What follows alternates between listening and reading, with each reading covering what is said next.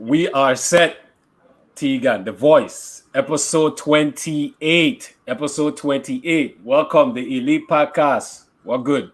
Well, man, it is Mumba, man. So good to see my brother. Hopefully, everything is good with you and the family. Everybody Likewise, staying yeah, man. safe. All is well with me. And I'm just happy once again to be a part of your beautiful show. No, man, it's our show, Episode man. what? Stop saying my show. It's our show. What episode this is? My Episode goodness, 28, man. that's a lot. Episode 28. Listen, it's our show. It's not just my show. It's our show. You know what I'm saying? Big up, big up. What's up, Arika? We're Yeah, knocking out the man. ballpark, man, and you're doing a great job. We doing a great job, and everybody's really loving the show. You didn't want to see how many texts I got tonight when they was like, dude, you ain't coming out at 5? I was like, I guess Mumba need a little 30 minutes break, so we are a little bit late, but we still here. It is. Yeah, man. People ain't Yeah, waiting big for us, man. We can't keep them waiting. True that, man. Plus, it's on lockdown, so I know a lot of people will be probably gonna be tuning in and stuff. For some reason, man, this computer is like I ain't getting the way how like the something be freezing at my end when I be watching myself. Like sometimes it be freezing. I don't know if you be seeing it on your end. No, you're fine. You're fine coming through on my end. Okay, Looks good. Well, that's good, man. That's good, but yeah, man, everything going good, man. You know how it is, man. Another week. This past week been busy for me, man, with work and stuff like that. But you know how it is. You know, Especially with back to schools and stuff like that. Yeah, It's a pretty crazy week, but we go still keep it going. Obviously, the Virgin Islands still on another 14-day quarantine, so hopefully everybody stay safe. Definitely keep your distance, and I don't like to say social distance because I think that's kind of oxymoronic to say both.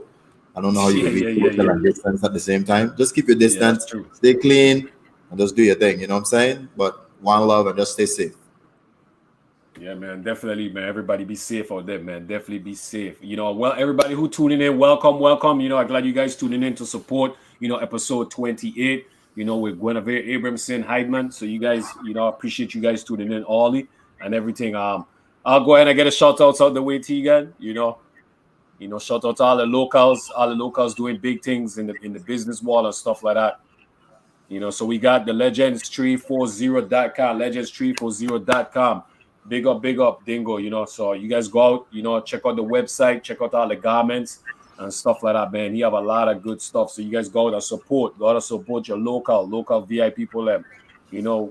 We got Savory Eats LLC in Orlando by Sheena Fontaine. You guys go out and support. She just had a full sale yesterday. I had the fish, the snapper, amazing, baked macaroni, all that stuff, man. So stuffing, plate was heavy. I could have lift weights with my plate and stuff like that. So big up to my ace who fixed my plate and stuff like that. I don't know if I should call. I don't know if they want me to call the name and stuff like that. So big up to C. We got the Good Life Apparel. Big up to my boy Nato. Big shout out, Nato. Big shout out. We got my Andrea at Melting Pot Cooking Class. Follow on Instagram, Melting Pot Cooking Class. Also, meltingpotcookingclass.com. You guys go out and support. Check that out as well. We got Sibon Caribbean Restaurant. Big up to our Mitra. Sibon Caribbean Restaurant. You guys check that out. We got Apollo Legion. Big up to Apollo Legion. Big up. Nice, good garments as well, too. We got Island Destiny 340. That's our Instagram, Island Destiny 340. Follow our Instagram. Check out, a lot of the hairstyles that Linique be doing. So big up to Linique, Serenity Braids by Nikki. We got one of our previous guests, Rico Canario. You guys go on and check out Rico Canario. Check out his Facebook page. Check out his website, www.lulu.com/spotlight/R Canario. A lot of rich history, a lot of good stuff, man. He have everything. So you guys go check that out. Go support, learn some history of the VI, not just sports, but everything. We have Right Way Service Station located in Princess next to Avis. You guys go out and get your car service, get the gas, get some drinks, whatever they got over there. You guys go out and support as well, too. We have Paris Enterprise. Big up. Paris Enterprise. Also, follow on Facebook, Livewire Sports. Follow on Facebook. They always live every Tuesday, 7 p.m. So big up to the whole staff. Big up to Lorena, big up to Shaq, and all the others that's contributing for a good cause for the VI youth, VI sports, and everything. So you guys go out and support them as well. I don't know the rest of the staff, but big up to all of them. Big up to all of them. You guys always doing a great job. It's amazing what you guys doing for the people that in the VI.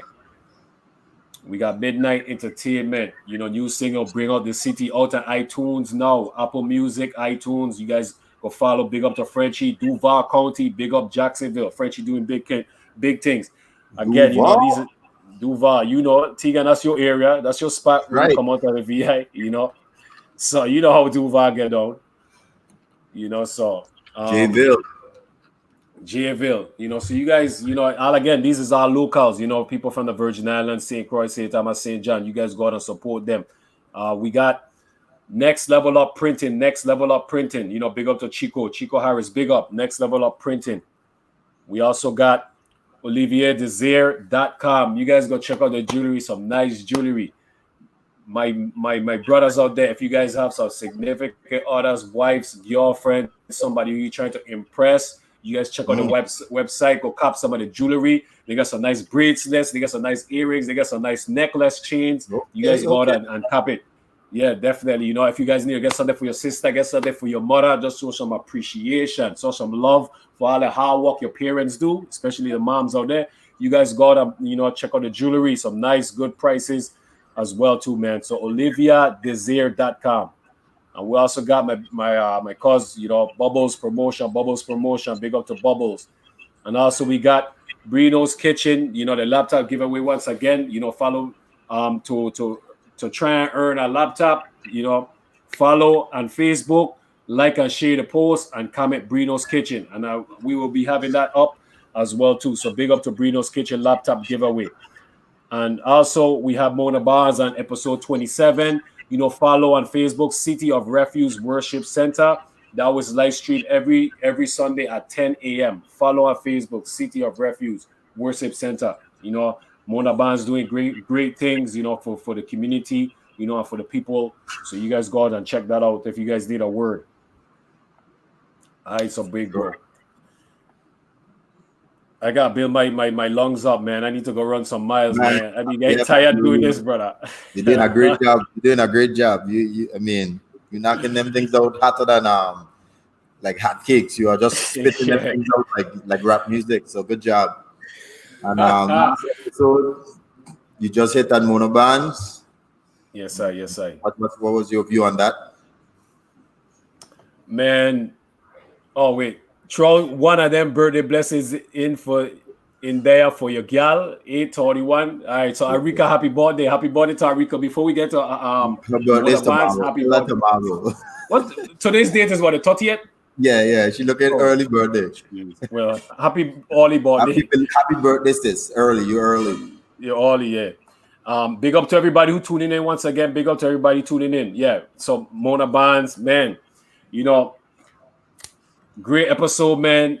Get to learn a lot. Get to learn about her journey, a lot of trials and tribulation, a lot of adversity she faced, a lot of difficult situations she was in and stuff, man. It kind of reminded me of Tupac with the rose that grew from the concrete. I don't know if you heard that analogy with Tupac. Like if you walking down the block, you was the biggest Tupac fan. You got educated. Yeah. All right. So Tupac write poetry and stuff like that, so he had the rose that grew from the concrete. He made an analogy of if you walking down, the street and you just, in the gutter, just bad environment and stuff like that, and you just see this rose through the concrete, you kind of gonna look at the rose and be like, man, it's amazing that this rose grew through this concrete in this type of environment and this rose survived. So it's kind of like Mona Barnes in quite a sense, just because some of the stuff she's been to and where she at right now, doing a lot of good stuff, with the City of Refuge, being able to blossom in sports, in basketball and softball, traveling to New York and representing the country of the Virgin Islands. And, she had a lot of bright spots, so that's why, I kind of have that analogy with the rose that grew from the concrete. So Mona Barnes, you're a rose, man. You're a rose. So it was a great episode. So it was well said. And one of the things that most of us got out of it is just honesty. We just felt her honesty, and we pretty much felt the God in her. Sometimes a lot of people say they believe in God, but that's just talk. but you can actually Yeah. see she has a spiritual connection with God, and we saw it. And especially when she finished our first show with the prayer to end it, I felt that was extremely powerful, and she actually did bless our show. So, I mean, lots of love to Pastor Barnes. We will forever be close, and you're in the record books. That's all I can say. Beanie, welcome. We're in the Hey, Biggie Show. what? What? You see the disrespect this man doing? I just talking about Tupac and this man wearing a Biggie shot. God, For Oh, real? God. that's crazy. Tupac is still my guy though. Okay, Yeah, good, yeah. good. We Big will up, all big up, love Tupac. big up, man. Go What's ahead, good? Beanie. Go ahead, Beanie. What's good, fellas? What's good? Everything good, We're man. there, We were man. just We're talking there about the last episode, with Mona Mona Barnes. Barnes. Oh, Any last thoughts? the last episodes was good, man. It was enlightening. It was different from all of our episodes. You know, the subjects. Some of the subjects was the same, but you know, for the most part, it was just a different setting. You know, it just she set a tone unmatched. Yeah, yeah. You could It's you true, could feel man. a spirit, man, and that spiritual connection. All of us really needed. It's like we needed a word. She was just perfect for us. You Right. know what I'm saying? It And was that's good. what She Yeah, that's blessed true. us. that's the first time we close out the show in a prayer, which was good. Yeah, Yeah, yeah, yeah. It's true. You're right about that. Yeah, that's man. love, Pastor Barnes. Very It much was love. great. So now, episode Talk to me more. 28, the Elite Podcast. We got Gwenavire, Abramson, Hyndman. And if I pronounce any names wrong, I apologize because I'm the worst at it. So, we had her daughter, Lynn Libot, and her name got brought up, Gwenavire name got brought up, about her talents as a softball player in the VI, one of the best softball players, out of St. John, you know. So is again, I don't really know much, and that's the good thing about this platform that we have, our my brothers that we have, is that we get to learn a lot about about the people that from that came before us, and and their talents, so I'm just interested to learn and listen and get educated, about her journey as an athlete, and as a mother and as a person from the Virgin Islands. So Yes, due to the diluted culture that we have, that where we don't share or um, big up our legends. You know, we don't do it enough. So true. people from our generation don't know about two generations before, or even sometimes even one generation before, especially if you're not into the particular sport. You know. Um, so it's a great thing that you brought up here, Mumba, and every episode that just feel brand new to me. Well, it is brand new technically, but it seems Mhm. like every episode is our first episode, honestly. And True. Yeah. just just excited to hear her story. Well said, Beanie, and Well said. Well all of said, us Beanie. are pretty much young in. But the good book I always say, if you're looking for knowledge, sit at the elders' feet. And what better way to get some knowledge from Miss Abramson today? So all of us are going to be students of the game, and we're going to humble ourselves and listen to greatness. And we hope the Virgin Islands joined us for a very, very special episode. Miss Abramson, hopefully I'm saying your name right. Please enter the show and welcome to the Elite Podcast. Welcome, How you doing? welcome, welcome. Good evening. Good evening. How you doing? I'm doing fine. Uh, First, let me say thank you to you all for considering me. It's a big honor. I feel elated to know that it's taken into consideration that softball did exist here in the Virgin Islands, and it's practically gone, especially here in St. John. But I'm thankful for you all inviting me to share my story. It's a That's pleasure. beautiful. It's a pleasure. You know. Absolutely. Thank you. Thank you for gracing us. So let me get down to the nitty gritty. How did it all started? When you first started playing, how was the atmosphere in terms of women's sports in your days? Well, actually, it was very limited. and St. John especially, because we didn't have places that we could actually play like that. But growing up in St. John, the older girls used to play softball among themselves. Younger girls were not allowed to play. And then we decided, well, we want to play too. So we challenged the older girls and we played a game and we beat them. And so they decided, well, okay, the younger girls could get a chance to play now. They show themselves that they can do it. So my aunt, Alice O'Connor, decided that in order for us to even want to play, we would have to come to her house in the afternoon and learn how to crochet and embroider. We had to go and spend an hour every afternoon at her house learning to embroider and crochet. Some of us still can't do it. You know, Mhm. then we would go on the field. We didn't have any lights on our field, so we could only play in the afternoons. But we started out playing, and then our manager was Fred Samuel. We never see him play softball before, but he was our manager. He took pity on us and said, well, somebody have to help. So he took pity on us, and he and my aunt Alice O'Connor got us started. We would practice, and we didn't have anybody to play against or anything. But then Mr. Peterson from St. Thomas, he would come over to Punjab. I think it was, I don't know what his job was, I don't remember. But he saw us and he got involved, and he would bring his team from St. Thomas, the Jolly Girls, to play with us. And then we would go to St. Thomas on a Sunday afternoon and play with them. And yeah, you get in the feel of how to play and how to be in competition. We were invited to St. Croix to play in a tournament. That was our first time leaving the island to go play. And we went to St. Croix. For some reason or other, they had us open the tournament. We looked good that night. We looked like knights in shining armor. And we played Puerto Rico. We won them. The next day, I don't know what happened. We were saying it was the portable water. We were not accustomed to portable water, so everybody was having a problem with diarrhea. The next day, St. Thomas won us 24-0, Wow. Jeez. and later in the afternoon, Tatola beat us 30-1. What? Jeez. We even couldn't hold up to play St. Croix.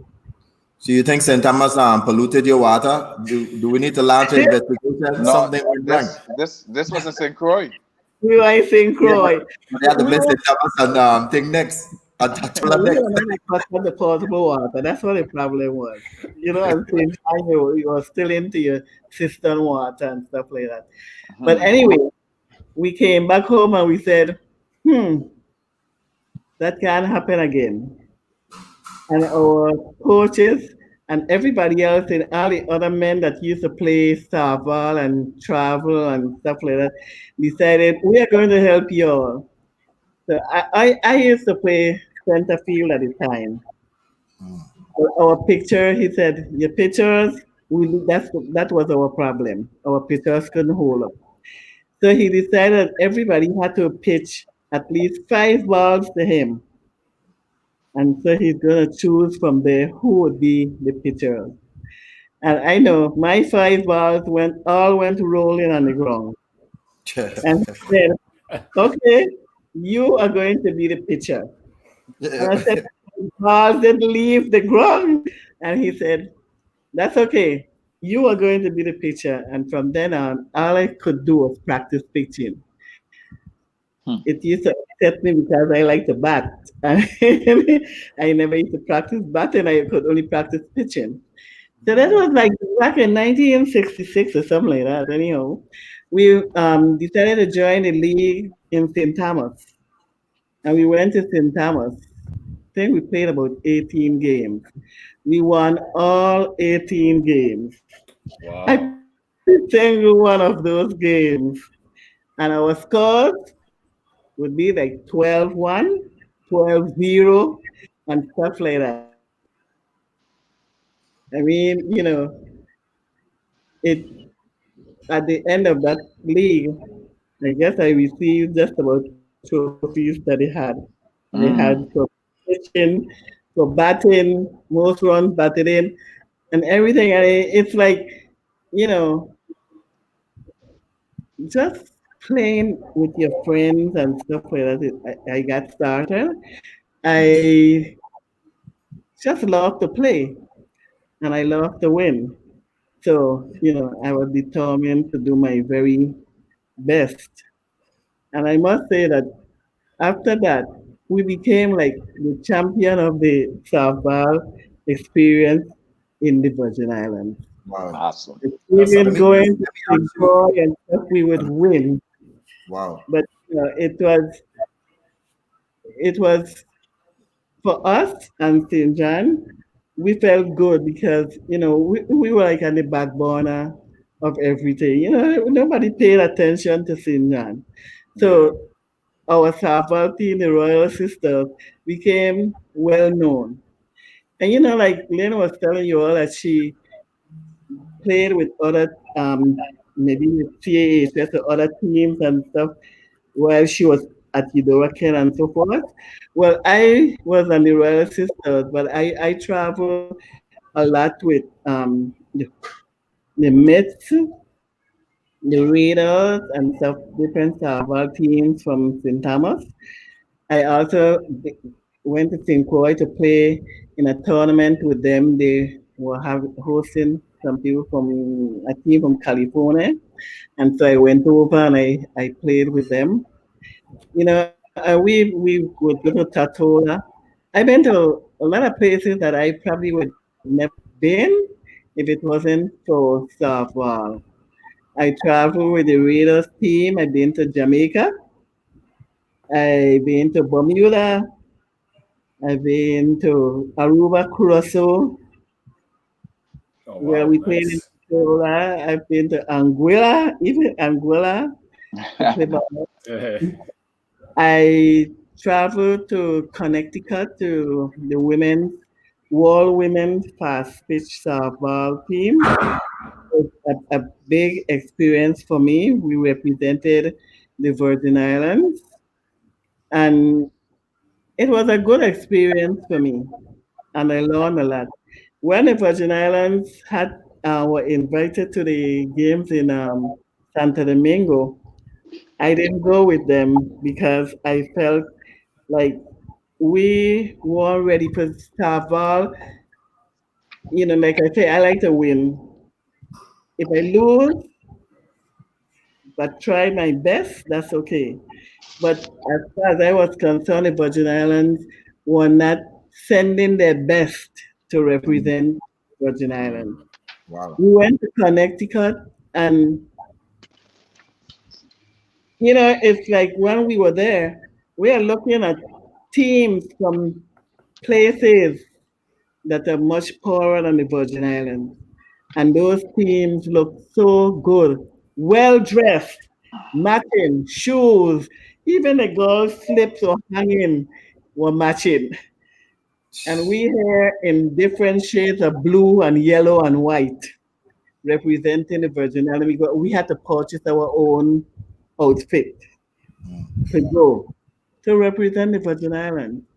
And then they send coaches to me that were not ready for coaching a team because okay. our football team, the Royal Sisters, we won the league, but our coach wasn't chosen to go. They sent somebody who to me was their friend. And this friendship thing, and I just couldn't deal with that. So when they asked to go to Santo Domingo, I refused to go because when I go, I want to represent the Virgin Islands well. I mean, Right. in Connecticut, we played the USA, the group that we were in, we played the USA and Canada and Italy and stuff like that. We didn't win any of our games, not one. And I think it's because our coaching was not at the best. Yes. You had players who could play but were on the bench because they weren't your friends. I'm pitching to somebody that is, okay, let's say, I don't want to sound prejudiced, but we had a lady, a white lady from St. Croix that was very good catcher. Very good. She was very good player. And she was the catcher. I just couldn't pitch to her like I wanted to. For some reason or other, to us, it was like she felt funny being the only white one with all of us black ones, and here we are playing against mostly white ones, you know. Yeah. Yeah. And when you ask to change, why don't you change her? She something is wrong. They wouldn't change her, you know. I said I couldn't deal with those kind of things because, like I say, I'm very funny when it comes to playing. I like to win, Right. Right. and Yeah, that's true. I lose trying, and I want everybody else to be doing the same thing. And so that was a little difficult for me. And then I also played in a Pan American games in Puerto Rico, and we came second. We lost by silly mistakes again, but you know, at least we were representing the Virgin Islands at that time. So, you know, when I represent the Virgin Islands, I want the Virgin Islands to shine. I don't want us to just go just for the sake of going. And I feel that the government wasn't really into supporting you representing the Virgin Islands. Because I even look at, as a mother, I look at with Lynn traveling, and sometimes it's so difficult with um, with them as they're traveling and trying to get finances and stuff to travel. So I think the Virgin Islands have a long way in getting there. Like when we go out and we do good, and they show off and they're from the Virgin Islands this and the Virgin Islands that and stuff like that. But what our government is not They- doing what They're not they dedicated to putting to see more success. You know, right. they're lacking. Even to this day, we are lacking in comparison to the rest of the countries. They only jump in when we win, so they could take credit for wherever, that we represent in the Virgin Islands, and they making them Right. look good. Yes. One one thing that I wanted to ask you, I'll take it back a little bit. The reason why it stand out to me because similar to you, the first league that I ever played basketball in, and as a basketball player, I didn't play softball, so you're teaching me some Mhm. things here today. The first league I ever played basketball in, I came home with all but two trophies. Like, and I remember the feeling that I had when that happened. Like, how was that feeling for you when you just starting off playing? This is your first structured tournament or structured game, and you win every trophy that was available. How did that feel to you? Well, at the time, I mean, I was happy, but at the time, I didn't look at it as me winning because I Mm. looked at it as my complete team All because right. I couldn't win by myself. Right. You know, so for me, it was an honor for my team, not because I won those trophies. They were ours and not just mine. You know, Great. it makes you feel good. You really don't. Well, I really never even look at myself as better than any of the others because the majority of our girls could play in whatever position they were playing in. So we had a good team, you know. So winning those trophies didn't mean much to me except that now I have to find a place to put them. To keep them clean. But you know, it it it was a joy for me knowing that our team was able to pull off what we what we did. Yeah, I have a question also. I want to go back a little bit because you mentioned you traveled to Jamaica. Pang and myself, we went to Jamaica as well, a beautiful country. During that time, was Bob Marley alive? Did you go to any Bob Well, Marley I didn't concert? know anything about Bob Marley at that time. To tell you the truth, that was the first time I was even hearing about Rastafarians. Mm. Uh, And we went to Kingston. We stayed in Kingston for a few days, played in Kingston, and then we went to Montego Bay, and we played in Montego Bay for a few days. I kind of didn't really like it in Kingston. It was kind of scary. We much stayed at challenge. the University of the West Indies. It's a big university. I would say it was just about the size of St. John, but it was summertime and the no security and stuff. And when you look at the news, you hear all these negative things. So it was kind of scary. And at that time too, I was having a little problem with I was a little sick at that time, but I went anyway. But so I couldn't use. In Jamaica, the food is um, that peppery and curry Spicy. this Yeah. and Yeah. curry is spicy. Everything is spicy, and so I could barely eat. So I Mm. was probably Chicken for eating days. just milk and bread. But then when I went to Montego Bay, it was more like being here at home in St. John. It was more Americanized than Kingston. Mm. So of course I felt a lot better there. But I really enjoyed going there. I went there with the Raiders softball team from St. Thomas. How So old were you then? I was probably my 20s. Okay. Well, how old were you when you started playing softball? Like before you play the older girls, like what age? About about 13, 14. Mm.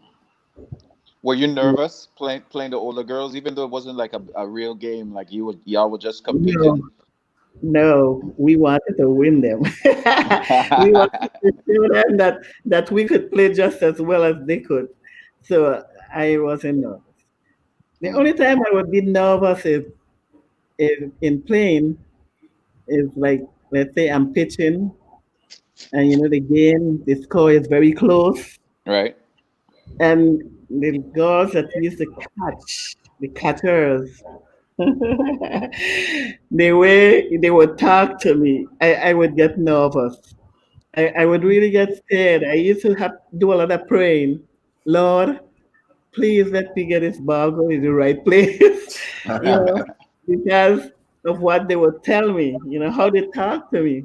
That used to make me nervous. Mm. But other than that, I never used to be nervous. Because I love to play. I love the game. It was something for me to do. So You also seems like you have that competitive spirit. yes, I did then. I may not have it now, but Yeah, you I chill. did. You chill now. You're chilling now. Well, we Yeah. see where Lynn get that from, because she was Huh? a she. We see where Lynn get that from, the competitive spirit, because she was a competitor. Well, I was telling him earlier when I had Lynn born in a situation where she could either be retarded or exceptionally smart. Mm. And it just so happened that she ended up with the exceptionally smart. So whatever Lynn put her hand to, Lynn would accomplish. They want to play basketball, Lynn would play basketball. Lynn would play soccer, tennis, you name it. Lynn would play. And So she was very competitive. I mean, I told him before we lived near the basketball court, as she said, and so she thought that was her home. So she spent more time there than any place else. I always had to be shouting at her to come home. I would stay from home and shout, shout out to girl have to come home because she thinks she's home because she's right there. So she's always a competitor. She was always like that in everything, anything, music, anybody, anything you give her, she's going to be competitive. But I was competitive too. I had like to win. That's good, man. I have a question. Did your coach ever mention why he picked you as a pitcher since you were throwing all the ball on the ground? He ever explained why he chose you? He said, I'm seeing something in you that would make you a good picture. Was it that I competitive spirit? huh? Was it the competitive spirit that he saw? I don't know what it was. I don't know what it was. But I mean, he was seeing something that I wasn't seeing because I was a center fielder. That's where I love to play. Center field. I guess because I had this speed and I could run. So, I like center field. But, after he said that, well, I think you are going to be the one to make it. And then not only him, but other softball players, the male one, because we had a lot of good male softball players. And so they all pitched in and they really used to drill me. I went through afternoons of just learning how to pitch the softball. Wow. And then the people would say, well, how could you hold the softball because your hands are so small? And I said, well, it's the art. They showed you how to hold in art. It's in where you would want it to go. So it wasn't the size of my hand, it was just the art in how you hold it. Technique. That's right. Yeah. How was the? Oh, you had a question, Tegan? Yeah, I was just gonna let her know because she said, Miss Abramson, you said you were pretty fast. Man, I could only wish to see you in competition. But we have a little small joke here on the podcast. Do you have any deer? Do you have any deer in St. John? Have you ever seen anybody catch a deer in St. John? A deer? Yeah. No, no. I've seen theirs, but I haven't seen anybody catching them. Some, Sometimes I see people catch them. do you believe somebody could catch a deer on foot?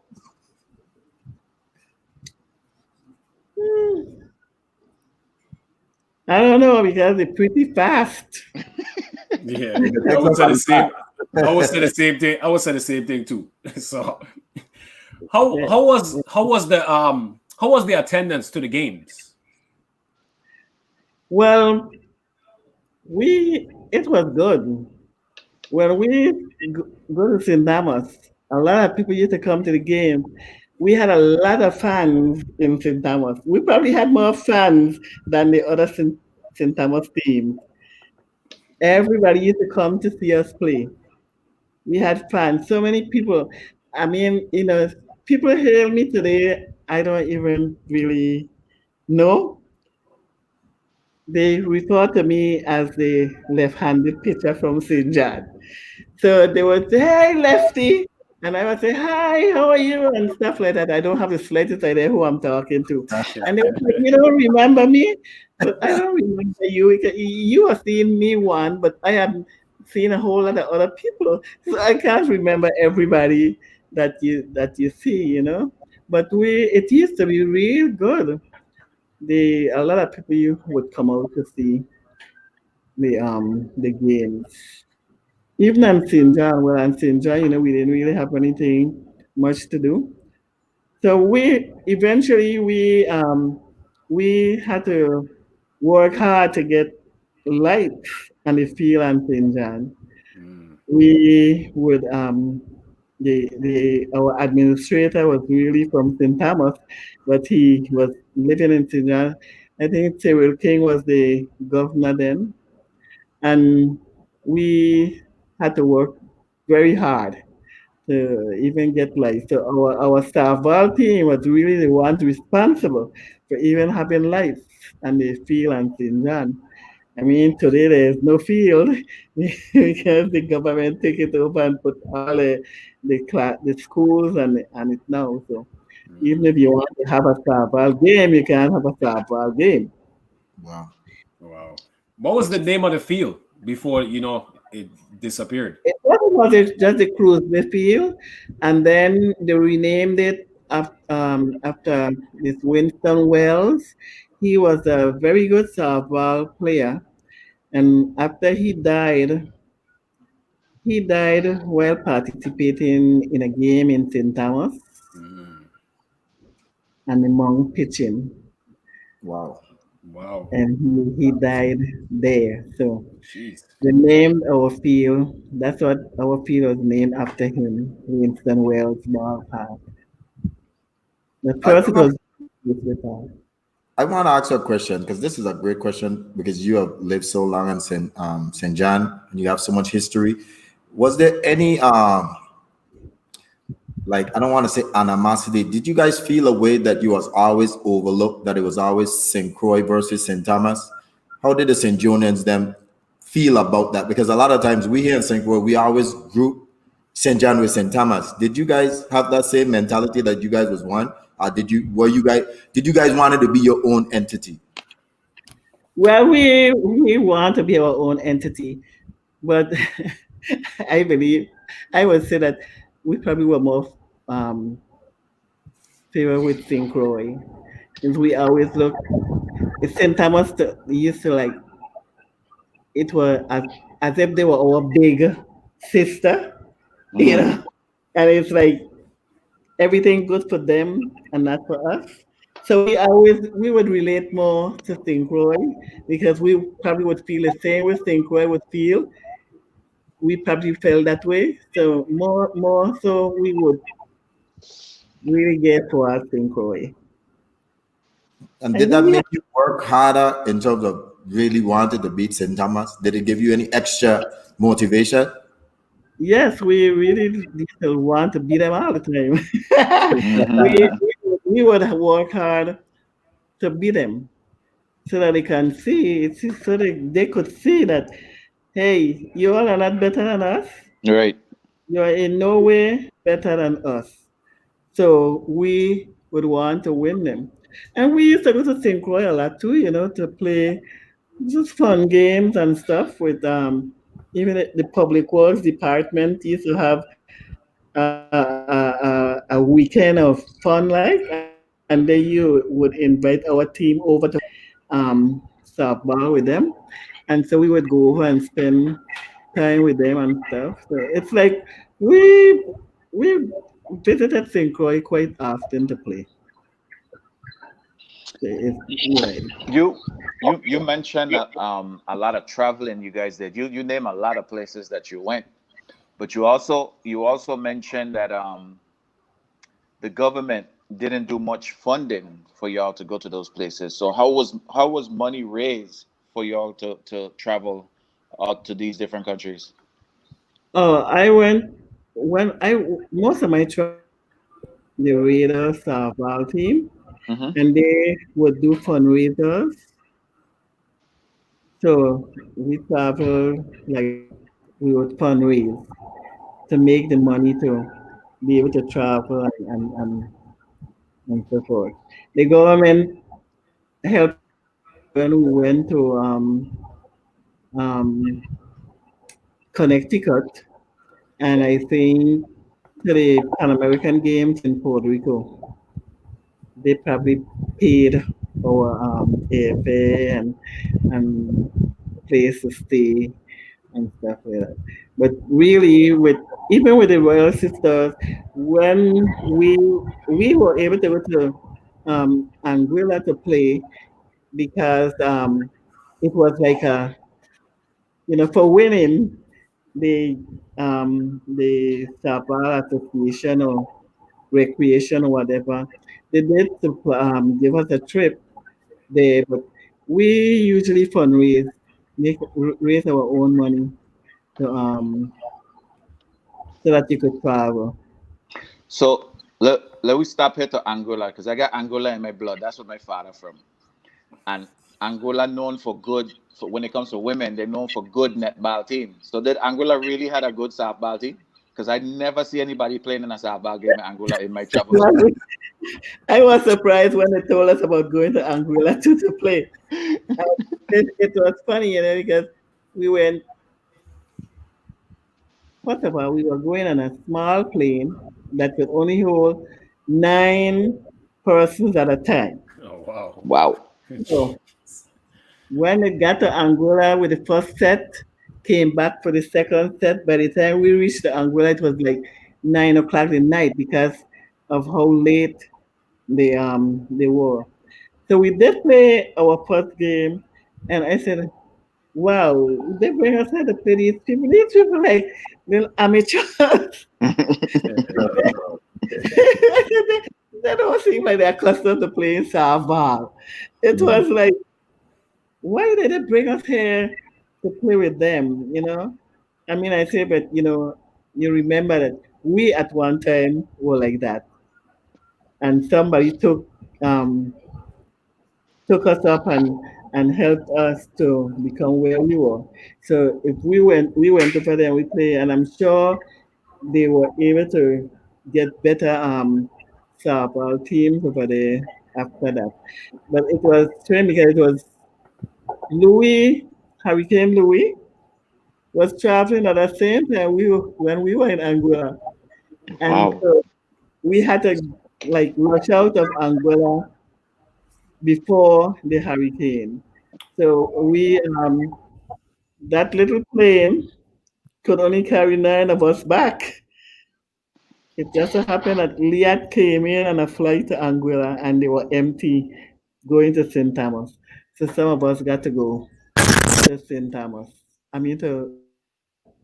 And Louis hit them, I think it was the next day or day after that.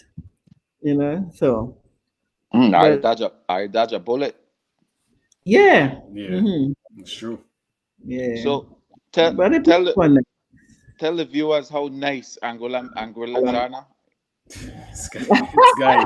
I have a Uh, very good friend who is from Angola. I have some very good friends who are from Angola. I'm telling you, man. It Angola. they treated us nicely. We enjoyed the time being there with them. Best It, hospitality. it was nice. As a matter of fact, any place that I have traveled, I really enjoyed the people. I went to Bermuda. I mean, but it was very nice in Bermuda. It it reminded me of being here, but nice and clean. The people were very friendly. We would reach to the crosswalk, and all the cars would automatically stop because they didn't have any stoplight. And we said, "Wow, this is not like home."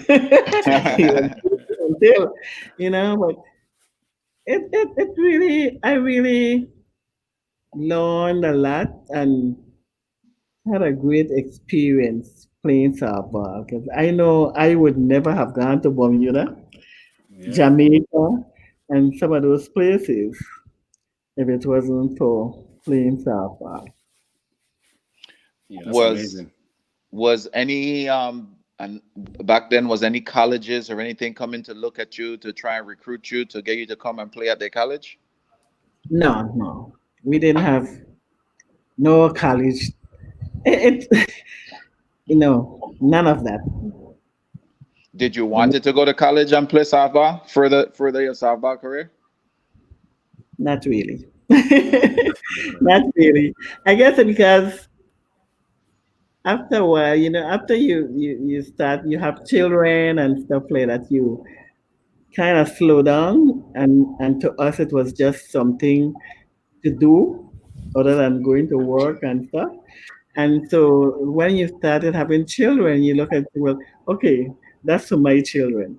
My children would be the ones to maybe get some scholarship or something to go to college because in my growing up days, I never really thinking about going to college because my mother died when I was like 13 years old, and so hopes of college was not in play.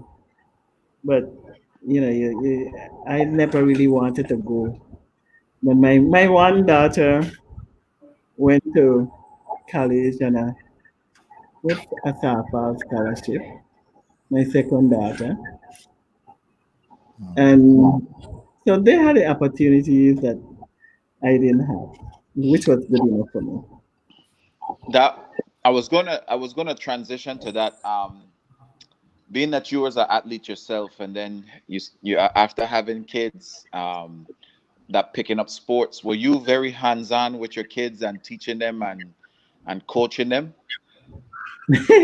I used to actually I used to try to teach them to pitch in our hallway at home in the house, and it wasn't that big, but it was long enough for them to learn to pitch in there.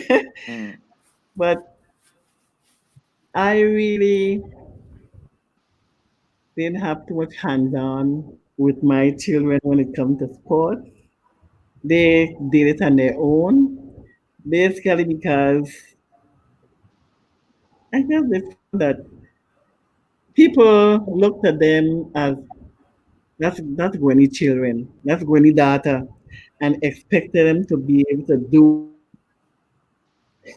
more than they probably would want to do. Hmm. And so I kind of used to stay away and let my cousin Opal Brown used to deal with them, and my friend Terry Shinnery, they would deal with that part of it. So How? Let me jump in, Mumba. I have a question. Go ahead, man. Ms. Abramson, can you name some of the more other outstanding young ladies who played in your time, and what was so special about them? I could name, I don't know if you know Marigold Russell. Well, she Probably was don't know them, but you can tell me what was from so St. good about Croix. them. I have Sylvia McIntosh in St. Croix and Marlene Henderson. I don't know if you all had no Gravy Henderson from St. Croix. His Sound familiar. um Name sound familiar. his wife, she was a very good sub. They and there was a Genevieve. I can't remember her last name. Edney, some Edney girls and stuff. I stayed with some the Williams in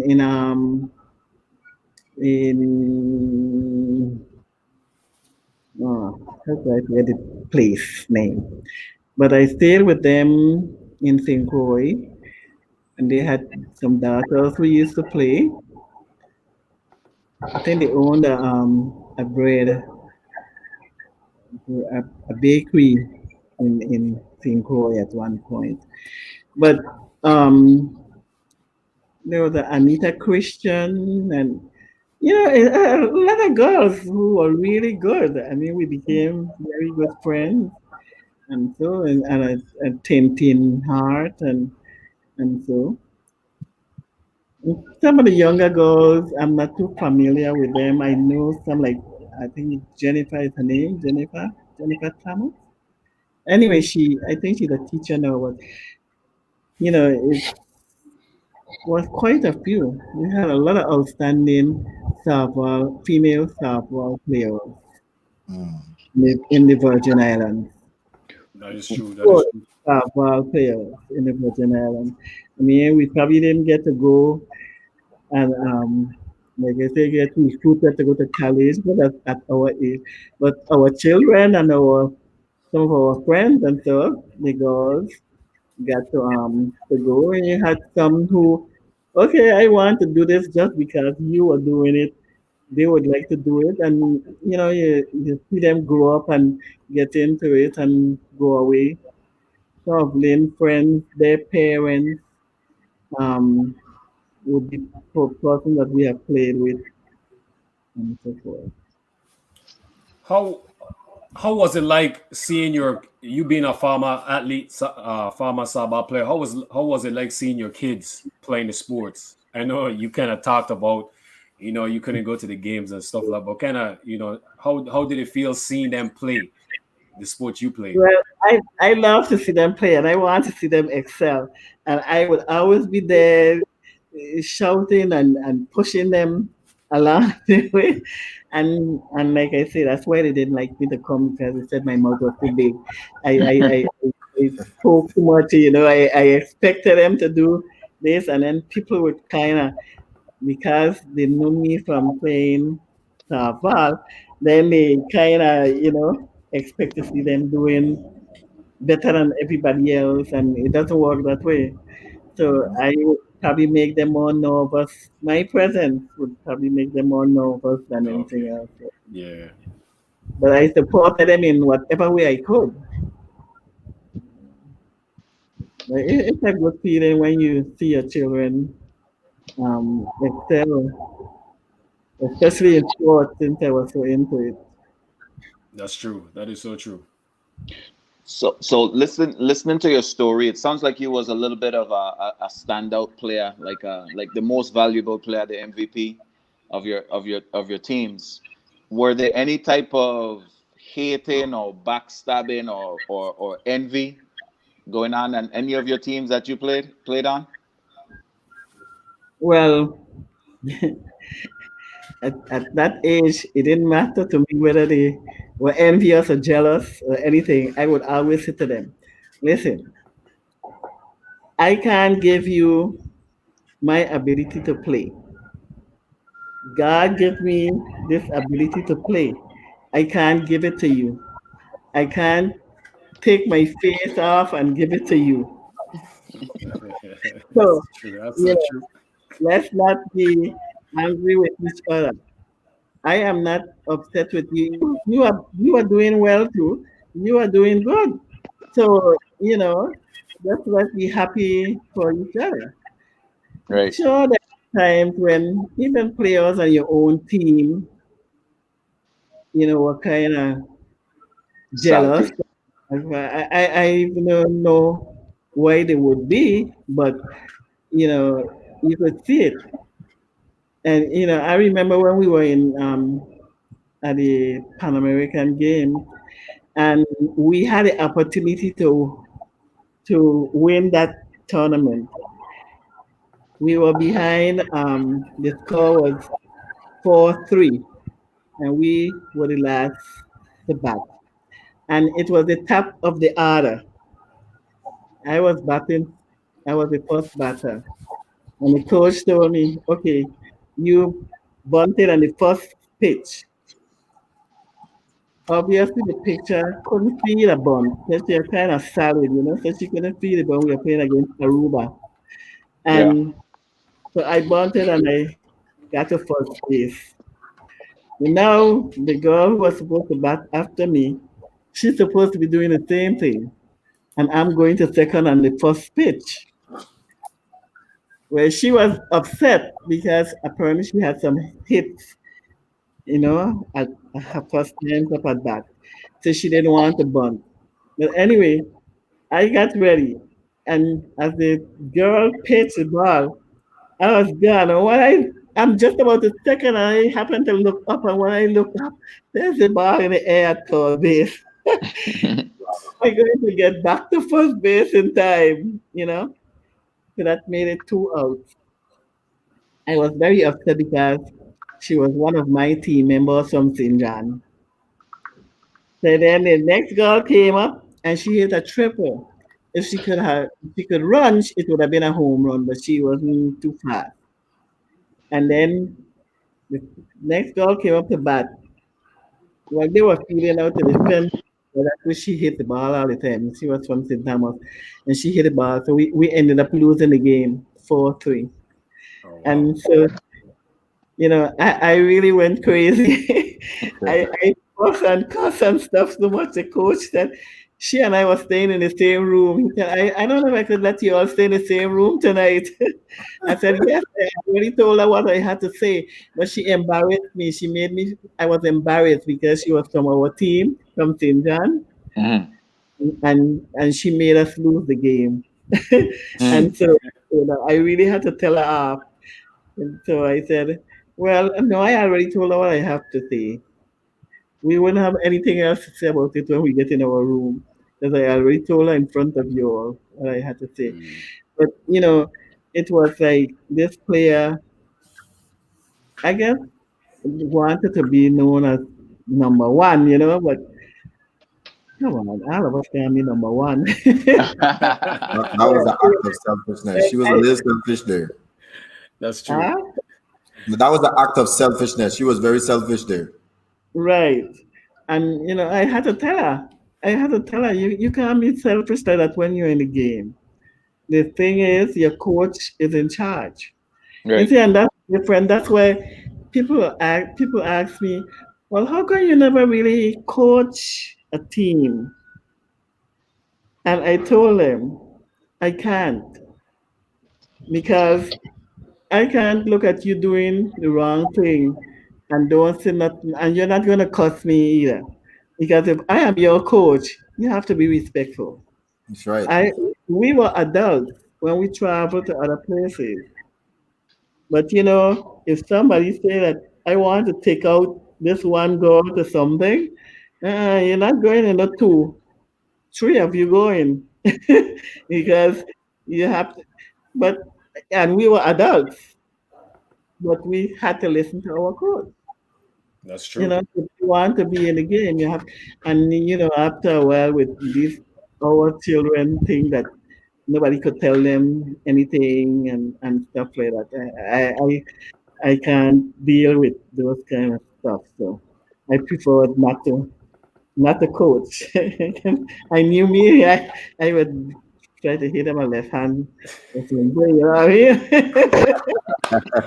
Yeah, you get in trouble. Uh, Just now and help in whatever other way you could help, But Peop, it peop, it's Sapa was really something that we look forward to when I was younger.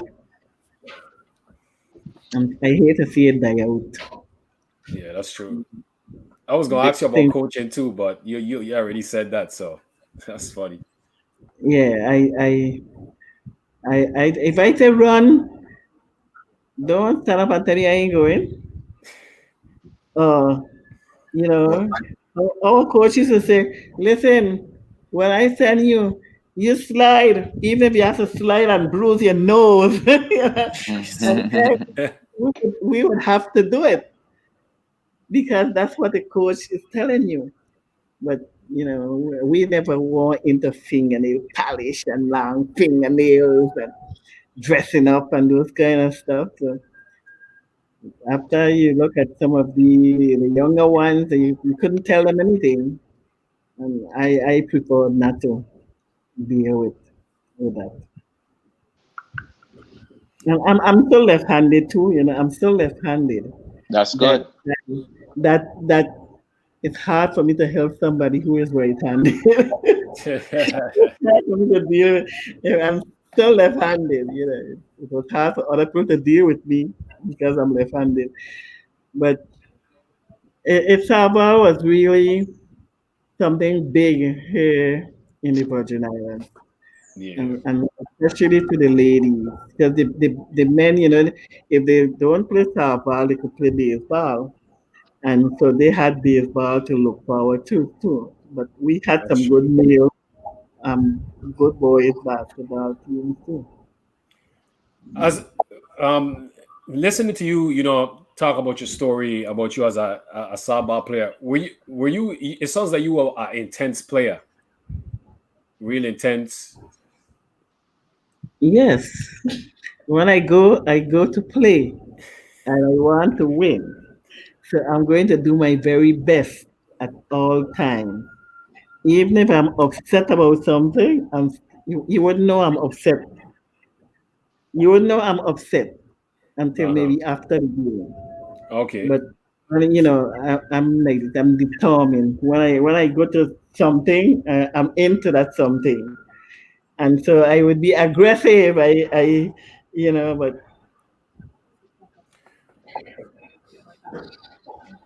can I yeah, jump in? Can I jump in? Go You ahead. spoke, you Go ahead. spoke about something, Miss Abramson, very important to me. I wanted to really ask you. You said you don't want to see softball dying. Currently on St. Croix and St. Thomas, I know softball is very popular. Is softball dying on St. John? It's been there on St. John. Um, we don't, we hardly have any young ones like that. That want And to play? besides, you know, it was going there. Some of the younger ones would play in St. Thomas. Um, but, ever since they, Oma and so on, they feel it's being used for the schools, what do you call them, the relocatables. Uh, there's no place for them to play anyway. So in order for them to there's a league in Cinnamos, and there's not so much of it in Cinnamos either. St. Croix was trying its best to keep it going.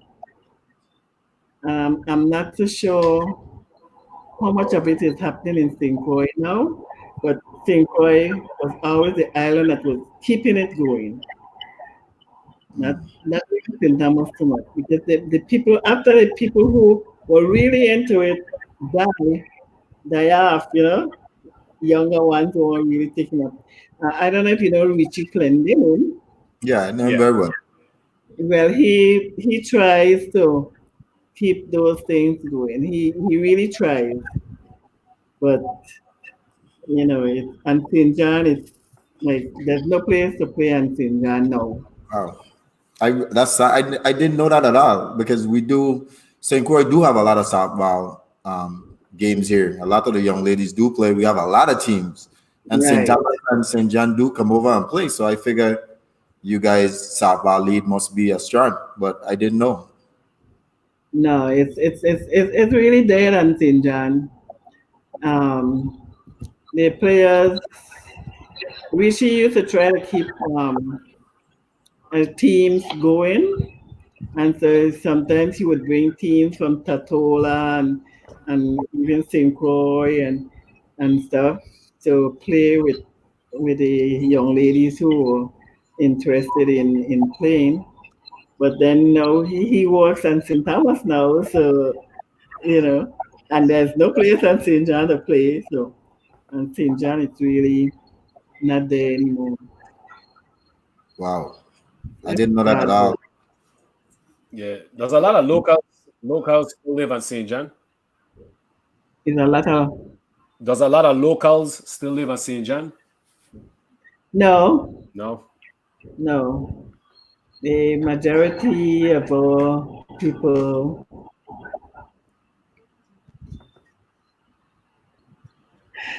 so we have a big mixture of people from Santo Domingo, Haiti, some of the other Caribbean islands, and so forth.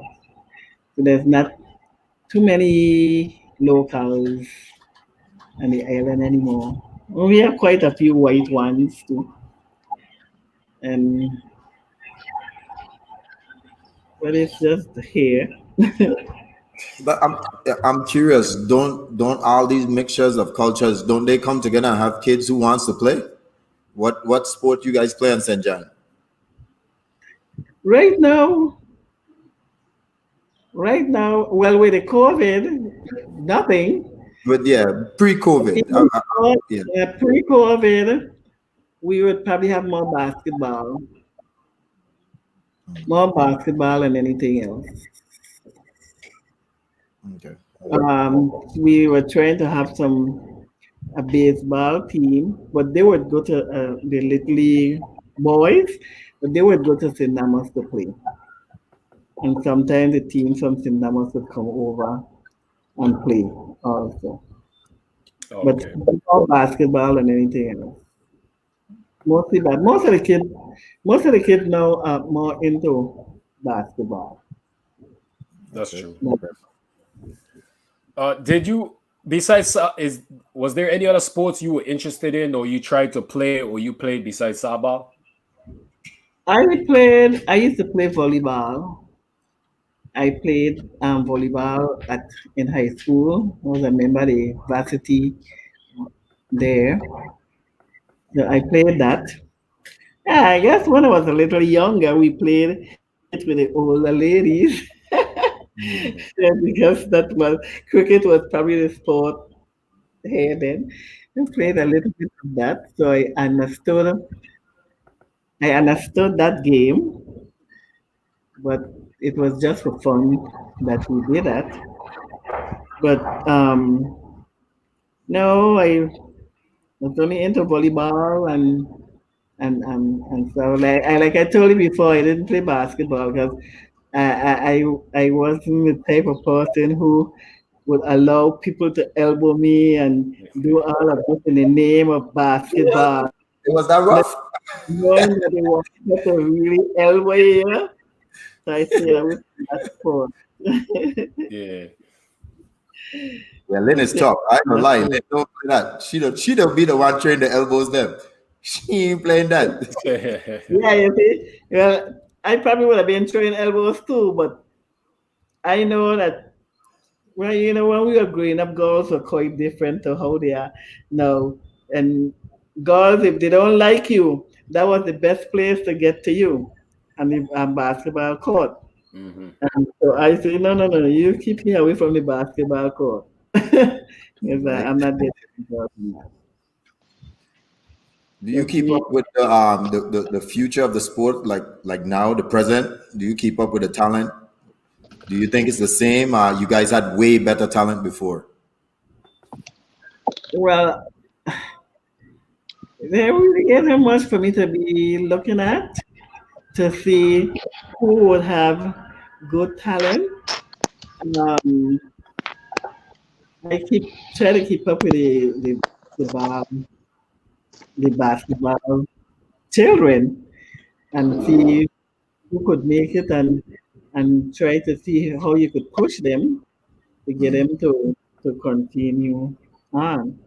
So like I say, like the Carval thing, that has been there for quite a while. So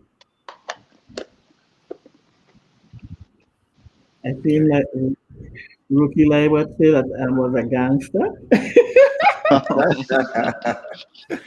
Yeah, she said you are a gangster. That's what you said. You I know. was a gangster. I just didn't let people take advantage. Yeah, you just didn't play. You didn't play no games. No, Yeah. you ain't playing at all. That's Don't, good. don't. That's a good thing.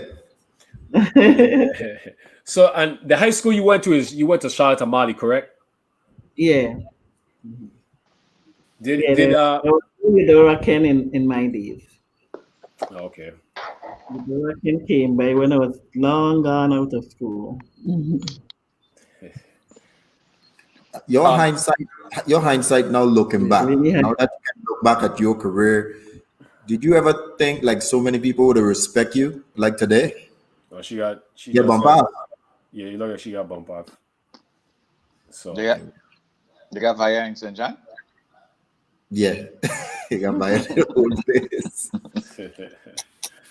yeah. By easy, son. Man, but it's just an honor just listening to these stories, man. And Okay. She coming, I'm she coming, real. she back right now. Okay. okay. You're back live, you're good. Okay, you're asking me a question. Yeah, like Who helping you with the technology? My daughter, Huh? my granddaughter. Make sure she don't get paid. Ah, Make oh sure my she don't get She paid. said it's all via. Wait, hold. gotta be telling these guys that.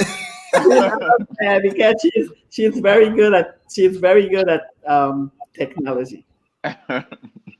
Yeah, man. Buy the akab when they feel like. So you guys gotta excuse us a little bit. Yeah, and then, she's not really into sports like that either. She play a little bit. She plays volleyball, Mhm. tennis, a little tennis. That's Okay. good. That's good. That's your granddaughter, right? Yeah, that's my Yeah, granddaughter. shout outs, big up to your granddaughter. You know, Big up, big up. big up. Yeah, big up. Next Serena Williams in the making. Love it. Yeah. Yeah, she's more into the what is it? Designing, Oh, that's nice. computer. That's good. Eh? She said sports died for her. Mm. They had no programs when she was willing to participate.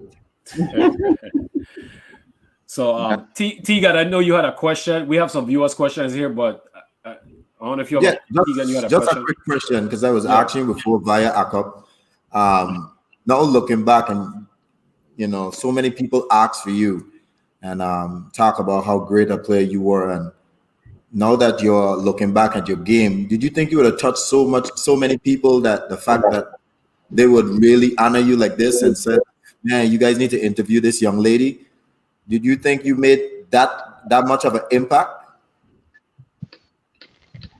Well, she had the Oh well, I just it just happened. It just happened, I guess. And she was showing me something where she said, I needed to tell you. Yes, I was inducted into the Heroes Athletic Club Hall of Fame. They had Uh, in the Virgin Islands. And also, there's this sports academy thing. she had to Via, talk again. I tell her about Via. We got a little rain coming through the island, so hope you guys Mm. know that. I could be next. Knock my wood. Yeah, this guy needs to be next. Yeah, I need to talk to Via, man. Talk to I Via. think you need to put me in the middle because you were talking about Tupac. Now you got Biggie next to you. Maybe I should go in the middle and Pan go over another side. I gotta go out and come back in for that to happen. No, Oh, Bumba bad with this thing. He good at remember this you stick. the man. Hey, I taking my game to another level, man. I see. I I going see. Hall of Fame status now. I ain't playing no games. Hall of Fame status, we going. I So see you. what you got against Biggie? Oh no! I ain't got nothing against Biggie. It was just I was talking about Tupac, and then you come out with a Biggie shot, so it was just It was perfect for me to crazy. say. It was a perfect segue. Like he was giving a Tupac poem, everything. It was crazy. Yeah, Next thing is the Biggie just pop up. Don't forget me. Yeah, man. Big up to Biggie and everybody and his family and stuff, man. All right, so she back on now. I just let her wait until everything is good. Yeah, man. But I'm enjoying this interview, man. This is amazing. Or celebration. And imagine Mumbai, if you probably didn't even created it, because I give you our credit, we won't even know about this story. And it just shows you how many stories would have probably gone down the drain. So Yeah, Right. that's true. kudos to you again, man. You need to big up your chest and stop acting. They just need to send me a $1 million check. I joking, man. I playing. There's much love to the people that came before us. That's what Yeah. it is. Yeah.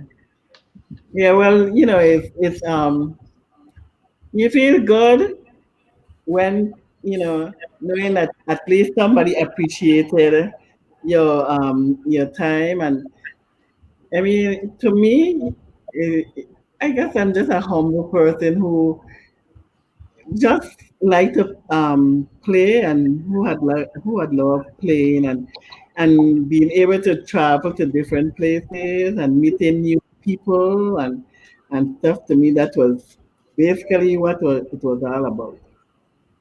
Okay. That's good. So we have a question here.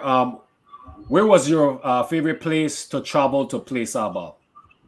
Where was my Favorite place to travel to play Sabah? Oh, she gone again. Yeah. Hey, Via, man, I'm playing games now, man. I about to call Pumper. Right now I call him Pumper. I'm playing games. Pump it You up, know, Via. he's the face of Via. All the commercial left. Here, Eddie. Well, I need to holler at them, man, brother. Who Eddie from Hoyers? Sizzle. Yeah, I'm man. messing up a legend celebration we have here going on, man. So big up to Miss Gwenavire, man. Big Just up, a man. little bit of rain and flip flap. That's what Chucky said. Flip flap. Wapagad. That's what campaign slogan. That's what campaign slogan.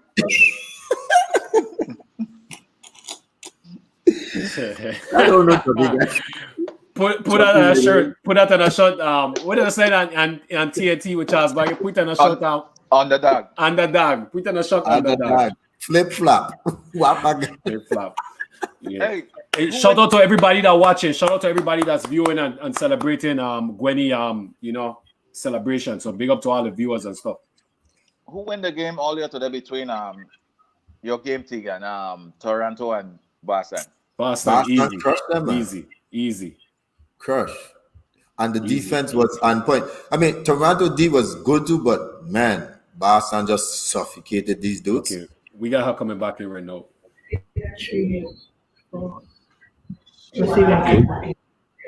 I think Vaya is telling us it's time for us to stop talking. Vaya hating at you, man. They hating at you. We ain't celebrate Vaya yet. That's why. So they hating. One of your old teammates that work Vaya. Yep. My daughter is in a commercial. Oh yeah? For real? Yeah. The one. Yeah. Your daughter need to make that call. So your favorite place to travel and play Sabah. What was your favorite place? I'm gonna tell you something. I used to love to go to Tatola because we had liked to go to Tatola to play ball, basically because we had liked to eat. And they're giving us fresh food and stuff in Tatola. So anytime they call, you go. We even went to Tatola to play on Easter Saturday, which was against our rules. Told them they had to get us back home early Easter Sunday morning. But, I love going there because the people were really friendly and, it was like one big happy family. You always feel appreciated and wanted. So I really love to go to Tatola to play. Okay, That was Tatola. my favorite. Yeah. Go ahead, Pat.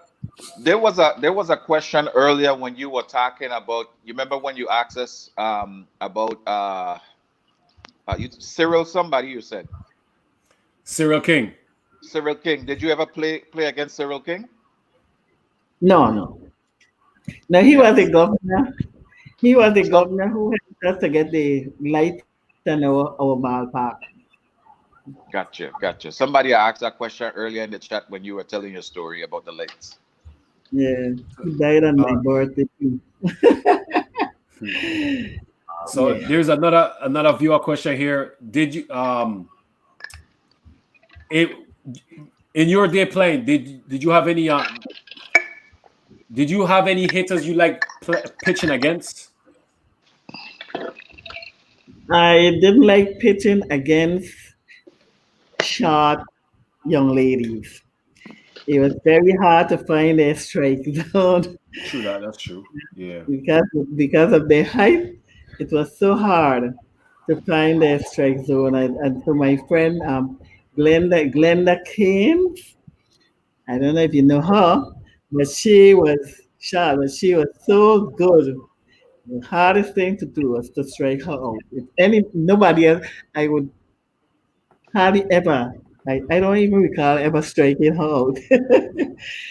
But we had people who really could hit up that ball, and so you like that's Marigold Russell. I'm sure you all know Marigold Russell, because she was a judge really. She was married to Russell. But she was really good. And when those girls get up to hit that ball, they hit the ball so hard, you get a little nervous sometimes when you're pushing against them. But I didn't like the shorter balls. The taller ones were easier because, they were strike zone.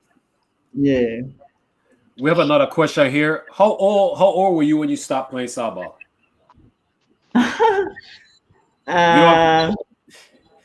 About, let me see. Did I have Lynn was small. About 40. Oh, you play well into your good years. Yeah. Yeah. I used to play with my daughter. Oh, that's good, man.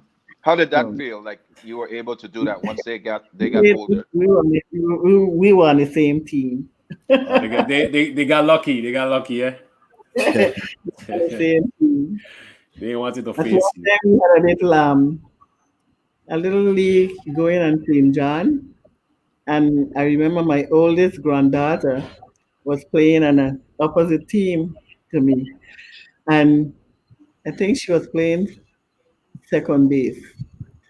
And when I came up to bat, they told her, move over. And she said, so she stood, and when I hit a ball, it went straight into her glove in front of she was hiding her face. It went straight into her glove. She said, I'm not playing anymore. She she She thought you were loved trying to you. take you out the game. Yeah. She said, Grandma, if you hit the ball like that and come to me, how you expect me? I can't play with you anymore. There's no point for play. But It's such a wonder. Like when you have moments like that, it just seems like some being is working in such a divine to make stuff like that happen to for y'all to have that moment, because out of everybody that you could have bat that ball to, why you had to go to your granddaughter?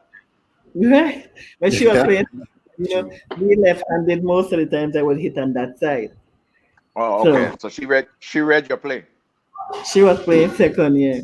And so most times my balls would go either over first, over second, like that.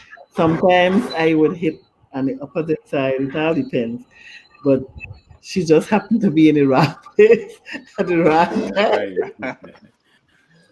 Let me Yeah. let me So wait, transition to. let me get to these other viewer questions. Yeah, get to these viewer questions here. What teams did you play against in the Panam Games? We play, it was Curacao, Aruba, Puerto Rico.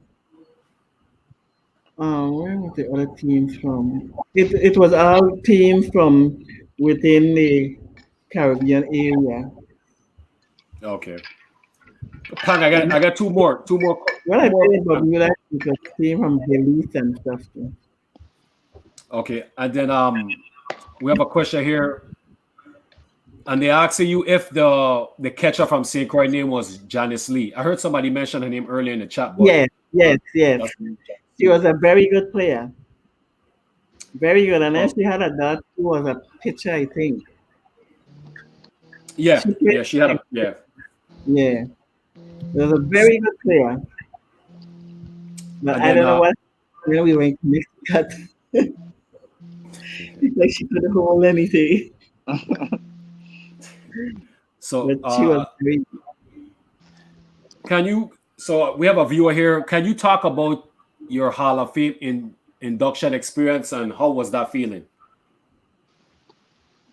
yeah, that was I don't remember what year that was, but I was inducted into that Hall of Fame with people like Karen Peterson and Mr. Roebuck and so it was a very good I felt good to know that at least somebody recognized me. You know, it's I felt loved. Let me put it that way. Yeah, It's an honor. You know what I'm saying? And you deserve it. And like a Right. lot of us keep saying, let's give you the flowers while you're alive. Don't wait until people pass away. And you know, Right. this is perfect. So Well, we're Right. gonna we're gonna toot your hand for you, like Tegan said, you deserve it. So we could tell that you're very humbled, and everything that you got was, as far as the accolades, it just from your stories, it's warranted. So you definitely could feel love for that.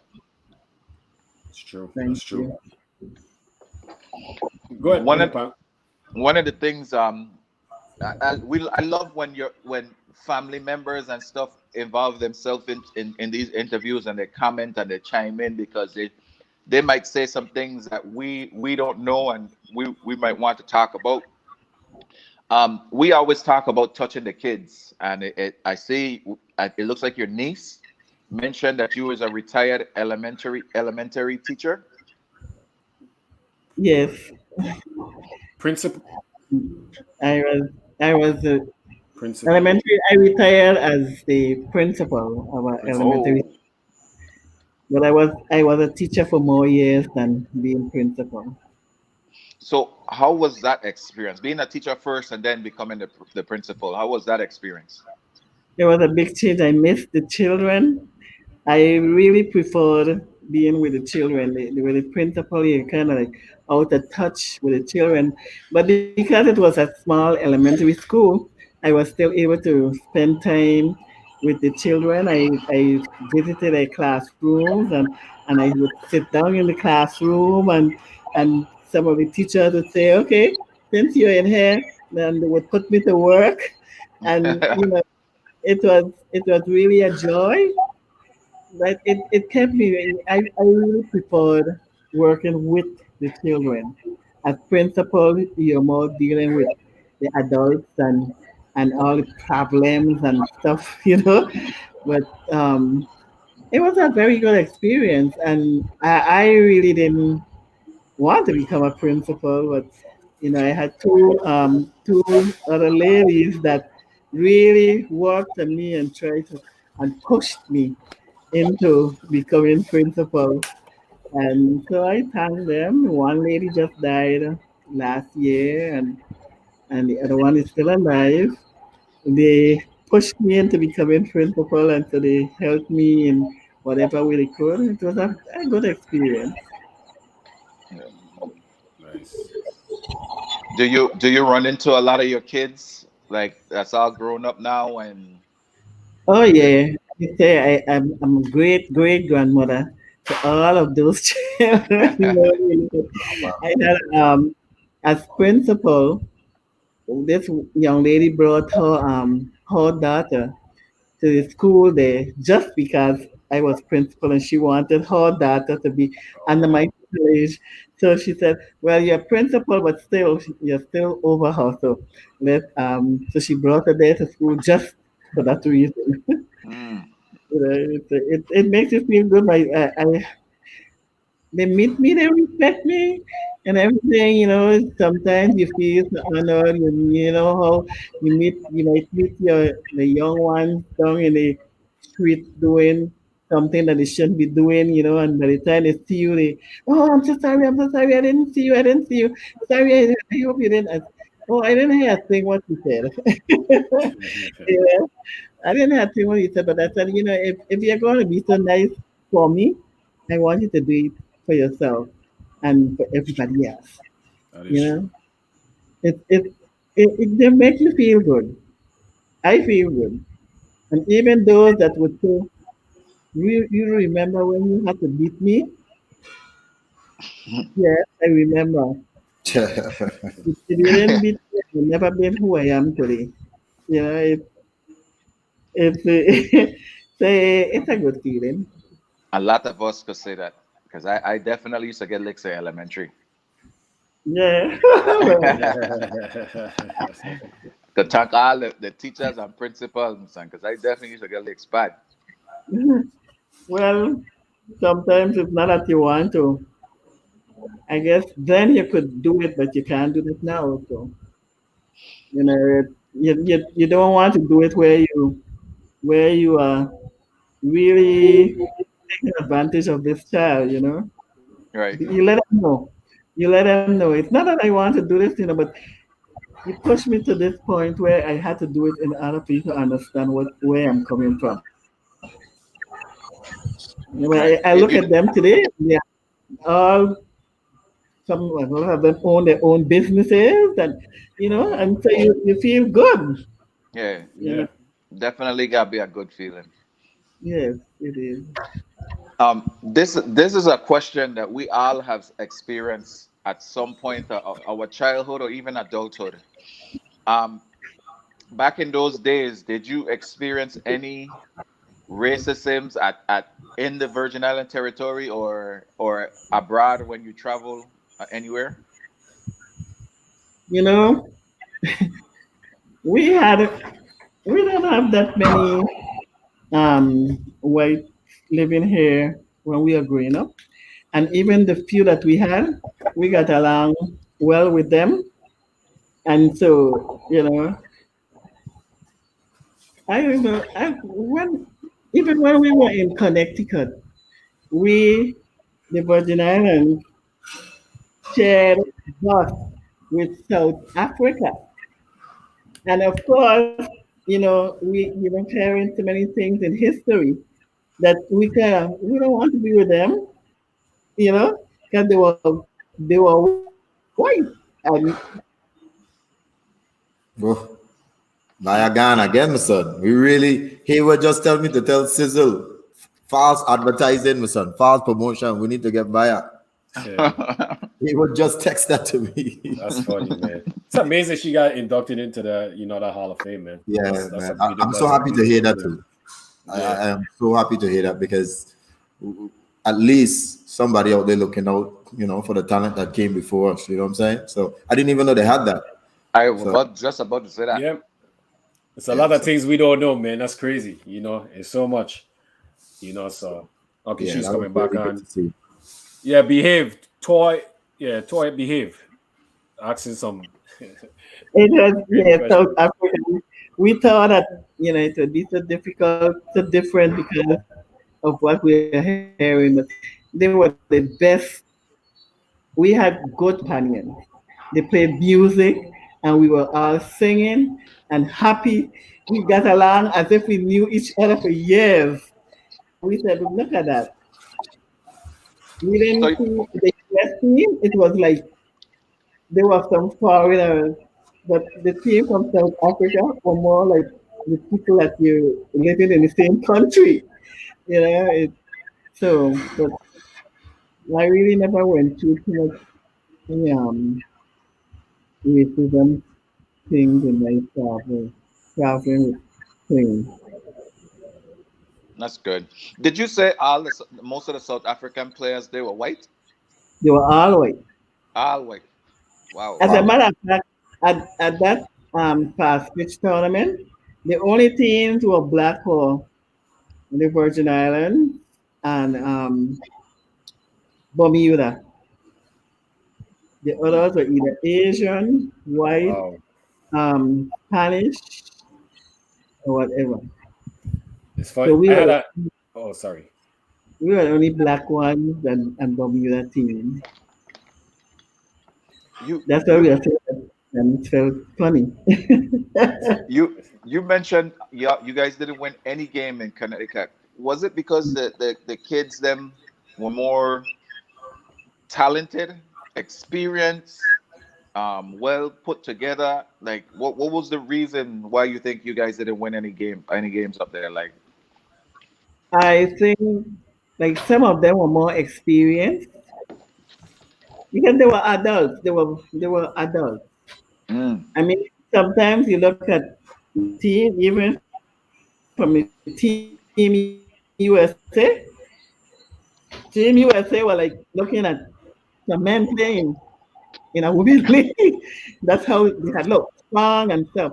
But in speaking to the other players, we were the only team like we work it and play.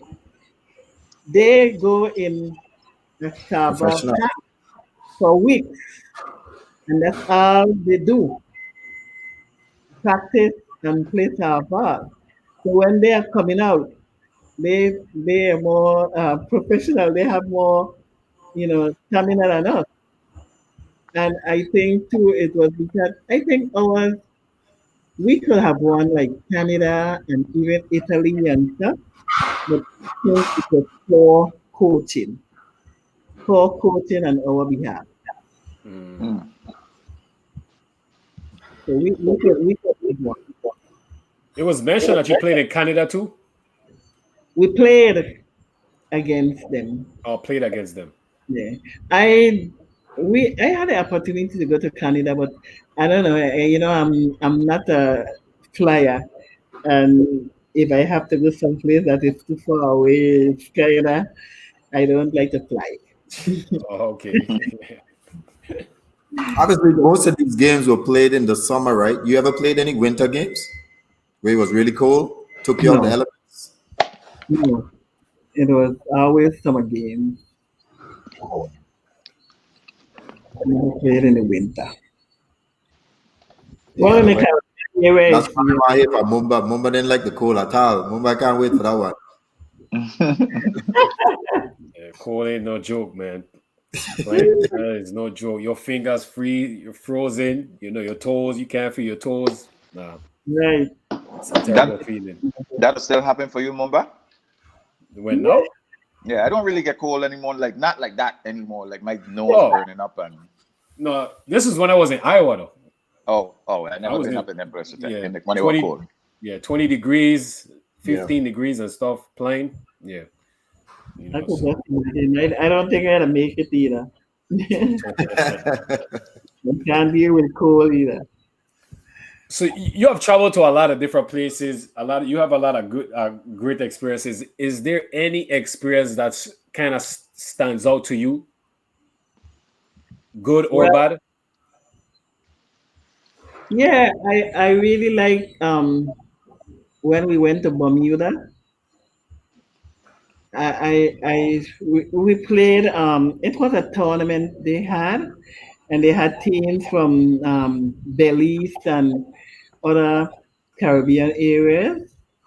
And so, it was. I could remember too well. We were sitting in the dining room of the hotel that we were staying in, and some girls were sitting across from me, and they were talking and they were looking at me, and I keep saying, "But why they talking about me? Why are they talking about it? They don't know me." So I asked, me, I asked, and I say, "Something wrong? Is something wrong?" And they said, "Do you lift weight?" I lift weight. No, I don't lift weight. Why? Because they think that I look so muscular, and I'm looking at the muscular. It stopped me from wearing blouses like this. Mm. Wearing blouse without sleeves. That experience because I didn't want anybody to think that I'm there lifting weight, you know. But when you're playing, because I used to pitch, my arms are kind of big, Yeah, but it was so funny. But in Bermuda, it was nice because the umpires and so they were so nice. The umpires took us to one of the umpires took us to his parents' house. Well, actually, they were cooking shark balls for us. I tasted one, but didn't eat anymore because of the name. Even though it tasted good, I couldn't eat anymore. But it was a good experience. I remember we were playing behind. We were behind by a big score, and it started to drizzle. And we prayed, Lord, please send the rain. Lord, please send some rain so that we don't have to finish this game tonight. Even if it kept raining, the water was up to our ankles. oh wow. So we played the next day. We lost, but only by one. Oh, Which So was the rain helped. The real the help for rain real. because we were losing by a big score. I tell you, I was so embarrassed. I said, I can't believe that this team is not better than our team. Why are they winning us like that? But just yeah, wasn't our day. and we prayed for rain. I never prayed so much. It's rain and it's raining. We couldn't play that game. Uh, So we used to sing the song "Rain, Rain, Go Away, Save Johnny for Save something for another day." It's rain, rain, What's go away. Sally want to play. what was the Come song for on, the rain to another come? day. What was the song for the rain to come? We didn't sing. We just pray. Please, Lord. Just come save us. Send the rain. We didn't do our Indian dance. Oh man. And it really came down. Yes, you see, I Let me always ask remember that night. Let me ask this question, Mumba. So you obviously have a lot of experience. You travel a lot. You have a lot of history on your side. Do you have any ideas that you wish the Virgin Islands adopt in terms of making softball better, first of all, on St. John and better for the Virgin Islands team? Well, What ideas do you have to make it better? I'd have to see if we could ever get back a place where we can play and St. John. And I really would like for if it would start from in the elementary school where they have more softball games. They do have some little softball games and stuff for the children, but from in elementary school, we have to start these children when they were young. Because that's where I got started playing in school. You know, we would have an hour lunch period, and so we would rush in and eat our lunch and then go out on the field to play. But only the boys used to play. You had to be a good player if you were a girl to get a game. So about three of us girls, we used to get games with them, so we started out playing there. So it started from in school, but I guess all of that seemed to be like sports to me in the Virgin Islands is not at the top of the agenda. Before, at one time we had a lot of people with football and basketball and stuff going out. And now it seems like it's so difficult for our children to get these opportunities now. I don't know, but to me, we need to start from young. I would like to see them start from really young and start doing things to encourage our children. And now our children only want to sit in front of the computer and play games and stuff like that. But if we could only bring back some of the things, at the school we used to have what we would call a culture day and um, try to play games with the children. Some of our children even didn't know how to hold a marble. Wow. And so here we are, ladies, teaching them how to play marble. And so because that was a big thing for us and we are growing up. And now everything it's so different. I mean, I guess time change, but it would be good if we could bring back some of it. Even our basketball, we still would need to do a lot more with basketball. We do have a lot of young fellows who really into basketball, and it's the one game that is keeping some of them out of trouble. So, So, a question just came up, and I know you mentioned earlier that you went to Charlotte Amali. Did Charlotte Amali have a softball team while you was going Charlotte Amali? no, No. they had volleyball. I think. Well, I even don't remember if they had a football team. I know we used to play. We played a lot of volleyball. It was a game that yeah, most of the children played volleyball. So I went to St. Croix to play volleyball. As a matter of fact, that was my first time to St. Croix, going to play volleyball with the Hmm.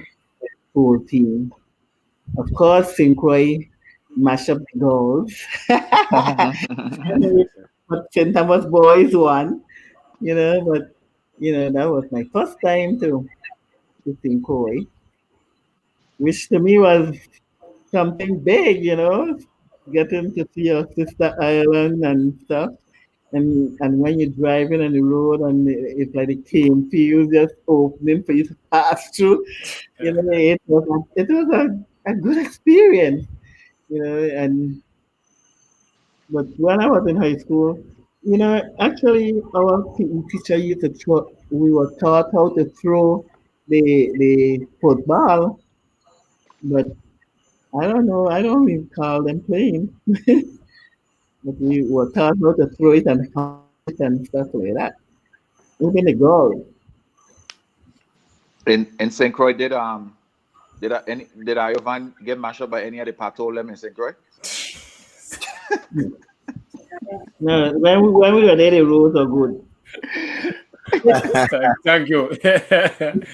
Uh, I wow, boy. No. have family in St. Croix, so St. I Croix have got the to, worst Pato Lemon in the world, brother. and that's because you ain't been to ours. Oh, I You, got. you ain't to ours, that's right. Okay. Well, I gonna have to take your word for it. So let me ask you a big question. Do you and your daughters you have any conversation? Your softball team when you were young versus this softball team when young, who would win? Do I have those type of rivalry and battles or what ifs? No, because like I say, we play together. I always played with them. I never was on a team playing against them. So But I talking about the teams when you were young, before they came around, and then like when you were in your prime, and they were in their prime. So it makes it even better for you to answer this question because you played without them in your prime, and you played with them in your prime. So which was the better teams at that time?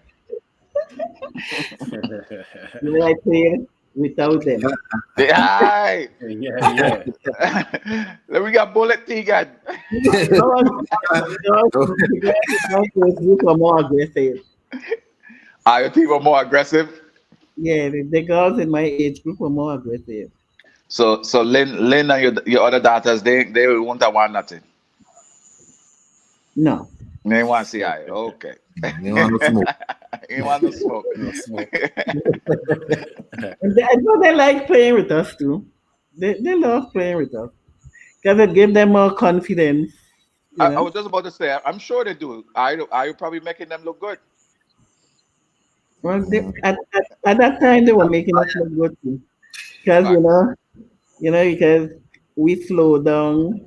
You weren't running as fast as you used to, and you had to hit the ball really far away so you could make it to first base, or you only be able to play at first base. You could play the key positions and stuff. But yeah, we had fun. It's like it was something for us to do as a family, as a group. That's Have good. you in your especially in your travels to Connecticut or wherever you went, have you met any famous people in your travels? Well, no, I know the US team, but like I said, we didn't have really much conversations or talking with them. But the girls from the US team, they were really good, and so you got to know their names and stuff. And they was from Japan because US and Japan had ended up playing for the championship, and US won 1-0. Wow. Wow, that was a game. 1-0. Yeah. So you could That's just imagine how that game was.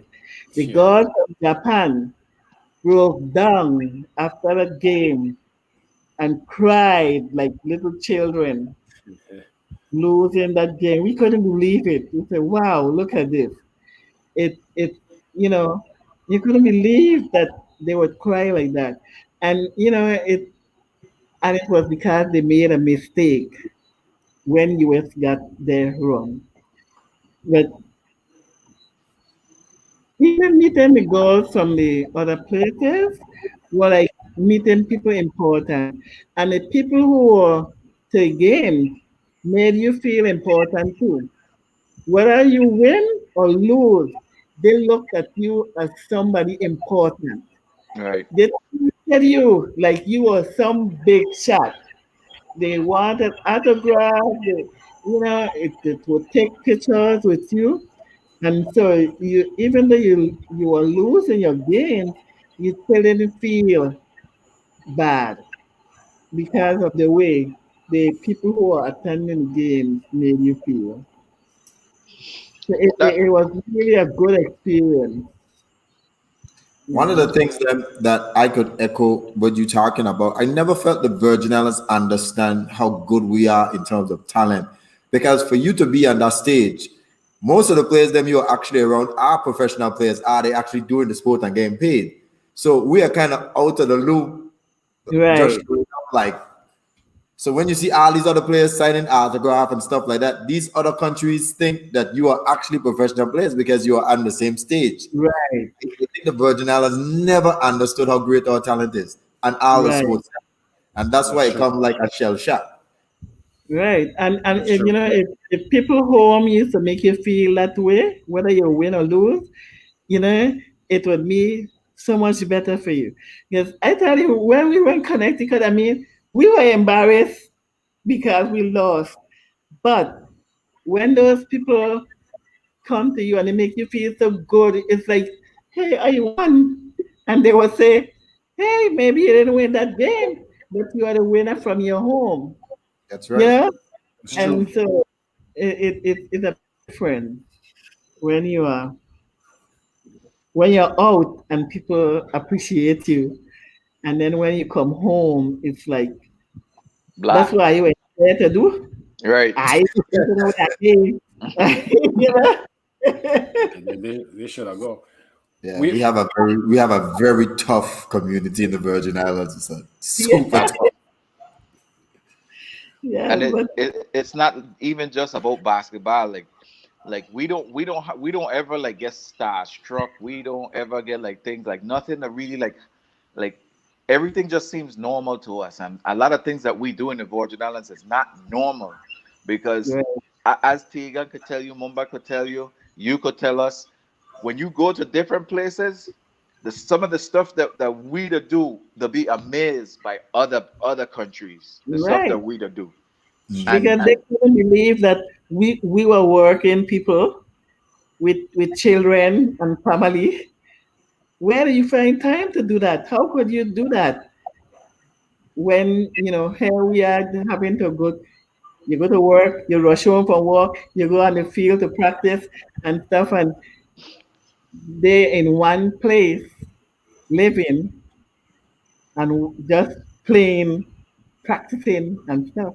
that's all And so they to do. to them, that was extraordinary.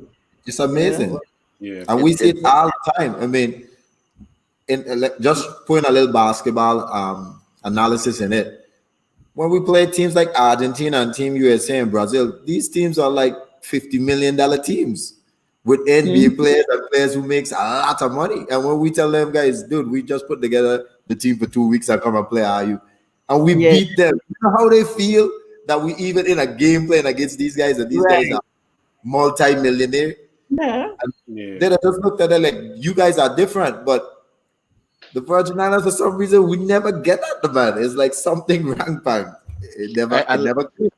like she said, and that's the very question when we don't win. That's the very question they ask. I really went over there to do that, or right. those are really the questions you don't get when you come back. Like they Mhm. just it just Without Right, even doing the handicap. Because, like you right. said, these teams are practicing for 3, 4 months, sometimes doing it all their life. Like teams like Cuba, them guys, all they do is just play, train, and that's their right. job. They do Hmm. nothing else. Nothing And else That's the but Virgin Islands, basketball. they beat them. That should never happen. But it does. right. And You know what I'm saying? It's crazy. Hmm. it's definitely taken for granted. And like I said in a few episodes ago, like when we travel, I'm sure money to play a big part in it, but when we travel, Cuba get its own crowd. Puerto Rico, especially Puerto Rico. Puerto Rico Yeah. to have like a half a gymnasium traveling with them when they go because they to Right. support the team. Yes. That's Everybody that true. got crowd drop traveling with them except for the Virgin Islands. That it just No, like just the nobody, team. you Just the know. team. It just we have had times where we might get the game playing local, but it hard to catch for some people. Some people in West may catch the game, East people don't catch the game. Some people in East may catch the game, West people don't catch the game. It's just always like a struggle to get the Right, community involved and supporting their national teams, going out right. there and representing them. And we definitely failing in that department. because we Yeah. need the support of our territory. We definitely need it. It would be big help. That's true. We That's really true. need to support each other. And you see, when you're going out to represent the Virgin Islands, you have to remember that okay, if it's a, each of us might have 5 persons, 5 from St. Croix, 5 from St. Thomas, 5 from St. John. We never had a chance to get together to practice together or anything, but you're going out to represent the Virgin Islands. And so you might know one another because you have played against each other at some point or the other, but not that doesn't mean that you really know them. And when we went to Connecticut, it was like that. They had all the ladies who supposed to be pitchers staying in one room. We got there, and the two ladies from St. Croix who were supposed to be pitchers, and then it was me and Sylvia Thomas. When we got there, they tried to decide who going to sleep on the bed with who. I ain't sleeping on the bed with she. You used to sleep two on a bed, you know what I mean? But it just so happened that Sylvia didn't go for whatever reason. So I was the only one from Cinema St. John. And so I had my bed for myself, but I knew the other two girls from St. Croix. So it wasn't, it wasn't no problem for me. And then you have people who travel, and because the coach probably didn't like the person who coaching didn't like you, so you're not putting me in a game. So then you have to talk with them and say, well, okay, you brought this person to play. You have to put that person in the game. At some point, you brought them to play, and you have others here doing nonsense, you know? And so those kind of things I couldn't deal with. So I said, no, no, no, no. No more representing the Virgin Islands. I would go with one of the Sabah teams and stuff. But as far as representing the Virgin Islands, that wasn't for me. Mm. I couldn't deal with that. We have another viewer question. Did you have any idols growing up? Any? Idols growing up? Anyone you look up to growing up? Yeah. Well, I did look up to the Sabah pitcher that took time out to teach me how to play. I did look up to that person, What was her Lis- name? Liston Sproul. He was a softball, one of the good softball pitchers from within the Virgin Islands area, and he was quiet and he spoke to you in a nice way, never rude and quarreling and stuff. So you always look up to him because because of his demeanor, and so it was easy for you to learn from him because of the way he presented everything to you. So I looked up to him a whole lot. I hmm, well, I enjoyed others too, but it wasn't like you looking up at them. You know. Yeah. And you said his name was Liston Sproul or Bro? Listen, Spro. Liston Sproul. Okay, Liston Sproul. Mhm. And he was from St. John too? Yeah. Mhm. Okay. Is he still alive? No, no, he passed away last year, a year before. Last year, I think. Rest in Oh peace. well, yeah, definitely rest in peace and condolences to his family, Liston Yeah. Sproul. He um he was a boat captain. He was also in that one of the boat captains that had got caught in Cuba when they were bringing one of the boats to St. John, and they captured them in Cuba. They were in Cuba for about a week before they were able to come home. Wow. And he also was the captain for the ambulance boat here in St. John. So they just named the ambulance boat after him. Okay, that's So nice. we have to take the ambulance boat to St. Thomas to go to the hospital. So, Oh, really? I guess Oh, you that's one true. night That's true. when I say ambulance boat, what I'm talking about. But we um we just have a clinic and then we are transported to St. Thomas Wow. via road if you get sick. So he was the main captain and person who used to fix them and stuff.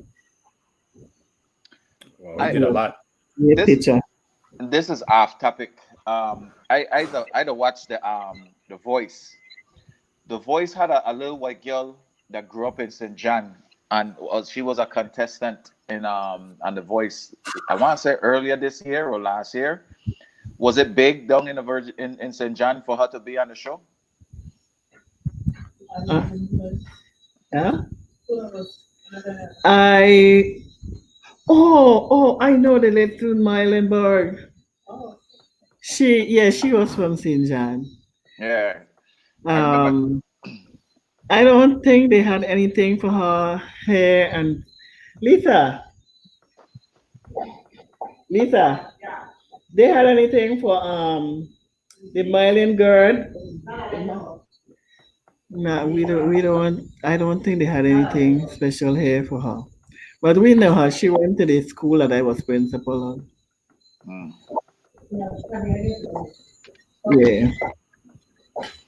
That's she was talking very highly about St. John and how she loved growing up there. I don't think she finished. I think they have moved to Miami after a while. But They probably did. yeah, but Yeah. she didn't claim Miami as a home. She claimed the Virgin Islands as a home. She was born and raised in the Virgin Islands, and Yeah. they show little videos of her swimming and doing that kind of thing when she was down there when she was younger. And so I didn't know Yeah. if it was like a big thing in St. John when she was on the show. I don't know. I know people who I don't. I wasn't a fan of that show, but I know when because my daughter, who also was a teacher, knows more about her than I do. Right. But I know her father. Her father is was he and Lynn had competition in the schoolwork. I remember him well because they were both in second grade together, Hmm. and then they decided to move Lynn from second to fourth grade, and he was very smart too, but I guess he wasn't as um, socially he wasn't ready to go with the older children, and so they moved Lynn when they were in second grade. So she went to fourth, where he stayed in third. Mm. Yeah, I know the father, and I know the grandparents, her grandparents, because they also taught at the school. We are they were teachers at the school that I went to, that I was working for. But I don't think anything exceptional was done for her.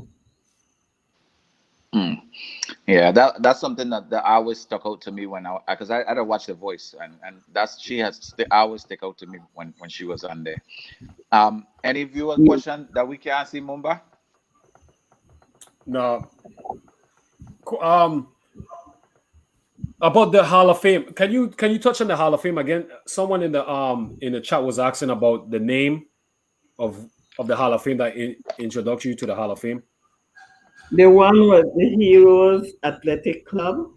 Heroes Athletic Club. Yeah, Heroes Athletic Club. Okay, Heroes Athletic Yeah, Club. that was way back, and I don't even remember what year it was.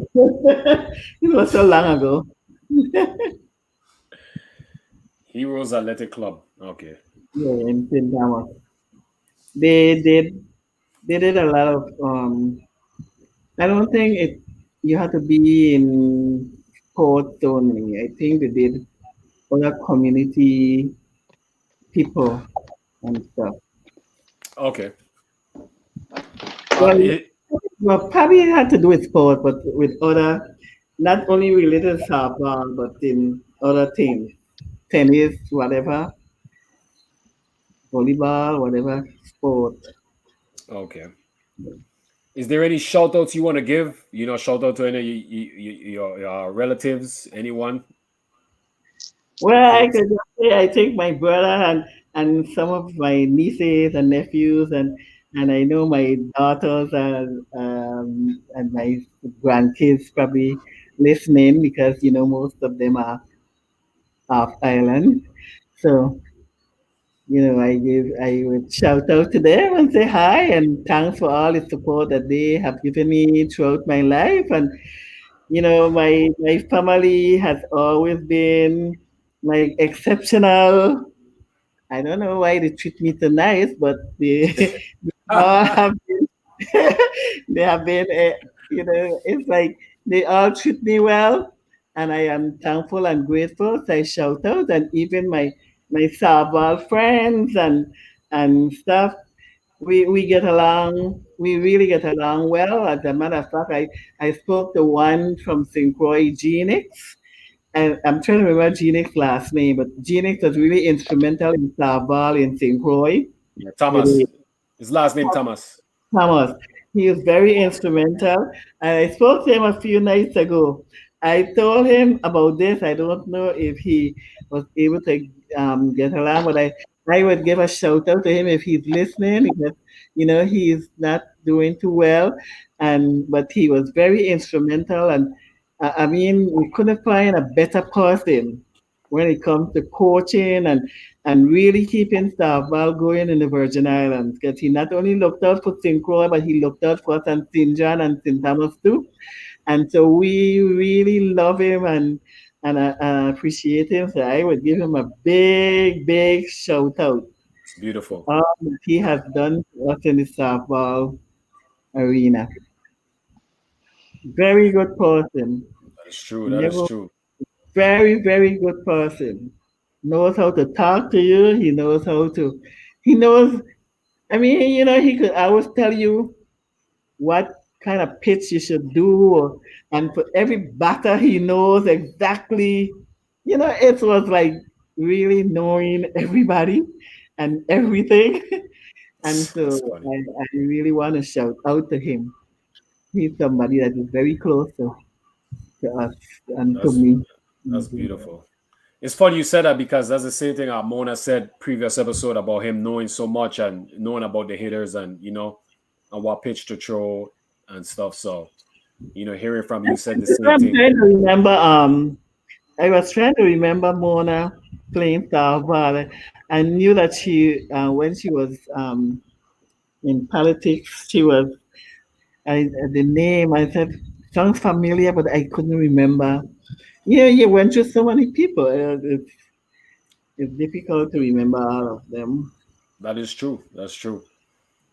Is there any questions we didn't ask or any topics we didn't touch on about you that you would like to share or talk about? Not really. Okay. I think I said everything that I. Via strikes. Uh, yeah, that's amazing. She kind of touched on Genix.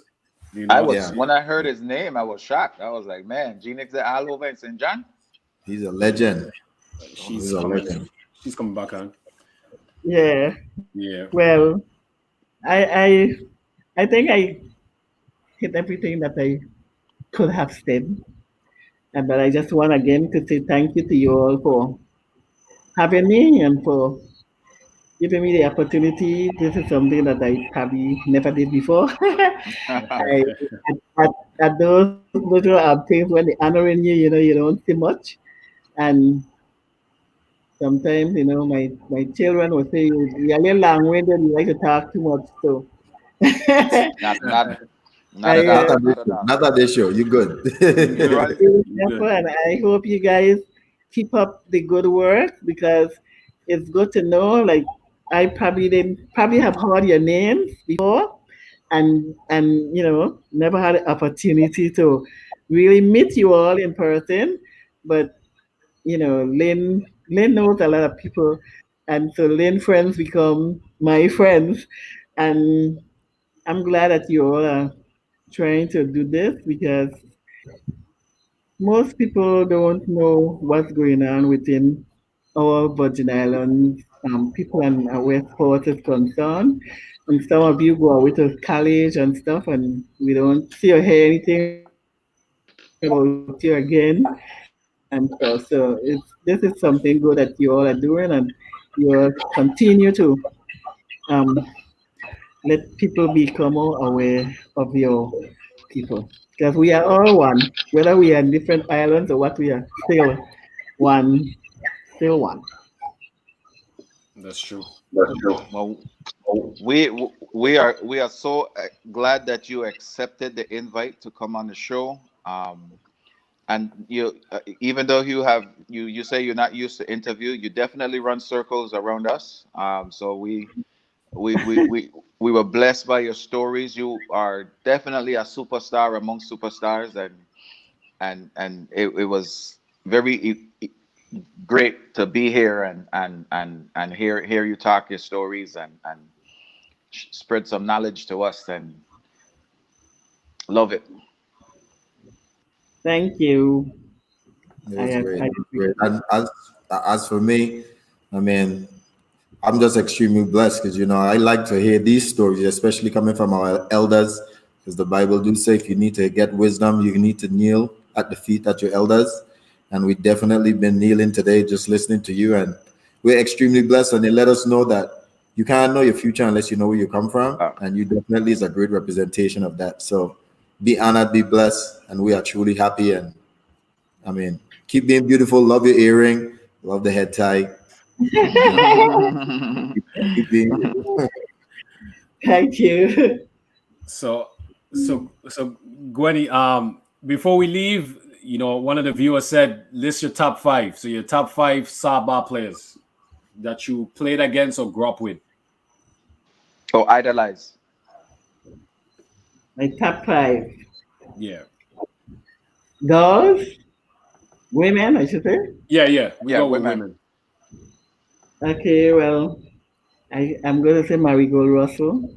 She was a great inspiration. Karen Peterson, who really took time out to teach us the game and help us along the way.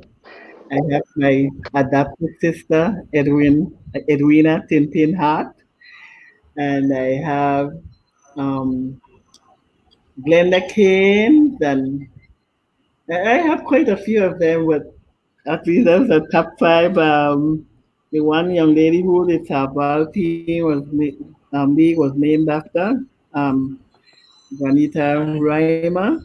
She was also a good player, and but I have a lot. I have something for it too that I can't remember all of them by name, but I do have a lot of them in St. that I admired and I enjoyed playing with, and our friendship went on, and Oh God, Maya. Even in the last end, she seems like a Virgo. No, I gotta ask her about man. Oh She my look like she God, Right, got a Virgo spirit. she, You know, Virgo she coming up. right, she's back. right. so I have quite a few, Hey, and it's just good to if I know miss that, like, any of them, I'm so sorry, but I love all of them, and they all made me feel special. Even Wow, though I would be winning them, they still made me feel special. it's good. that's nice. So, I you talked about how we recognizing a lot of the different VI athletes that a lot of people don't know about. Is there anyone that comes to mind now? If not, you can always let us know at a later time that you would like us to honor and celebrate. Mm. Mm.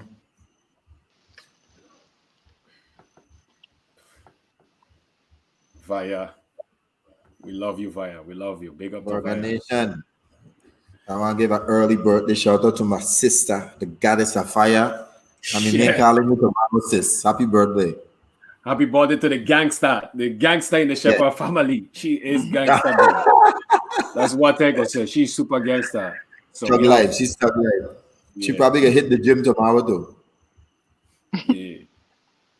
You know, so let's see if Gwenny could come back on. But this is You and this Gwenny, are you cool, man? Are you gonna break the ice and listen, Tell you you. go pick calling her Gwenny and listen, I hey, tell you. that's what Here's happened. your risk. I start hating at me, man. Start hating at me. You know, Oh, she's family. man. She's family to the Elite Podcast. This is our older sister. You know, this is big sister right here. I want She's to call her family. I want to call her Gwenny too. No, you can't. You can't. That's me alone. I heard Yeah. family kids and stuff calling her Yeah, Gwenny cool, on okay. Facebook, so that's why I call it. Mm. So You want to close it? yeah, but she family though, definitely. Let me see if they will come back. Let me just tell them. We could see you and hear We you, could by the see way. you. We could see and hear you. Oh, Yo, talking Yeah, bro. fast. I was gonna say before she came, I can it's just funny, like how we go through some of the experiences, and when we listen to some of these stories, it just seems like regardless of the times, man, we all have the same struggles. Some might be harder than others, but the struggles don't be that much off, man. You're right. You're right about that, Bison. I love to hear those stories because it just like we Oh, won't shoot. the only Breaking one. news. Breaking news. Jabari Brown saying we will get his interview. So, Jabari, come through. Boom. Let's set So that that up, Boba. What happened? I didn't. Yeah, I You didn't said hear. Jabari Brown playing. What you say? He said, don't worry, my brothers.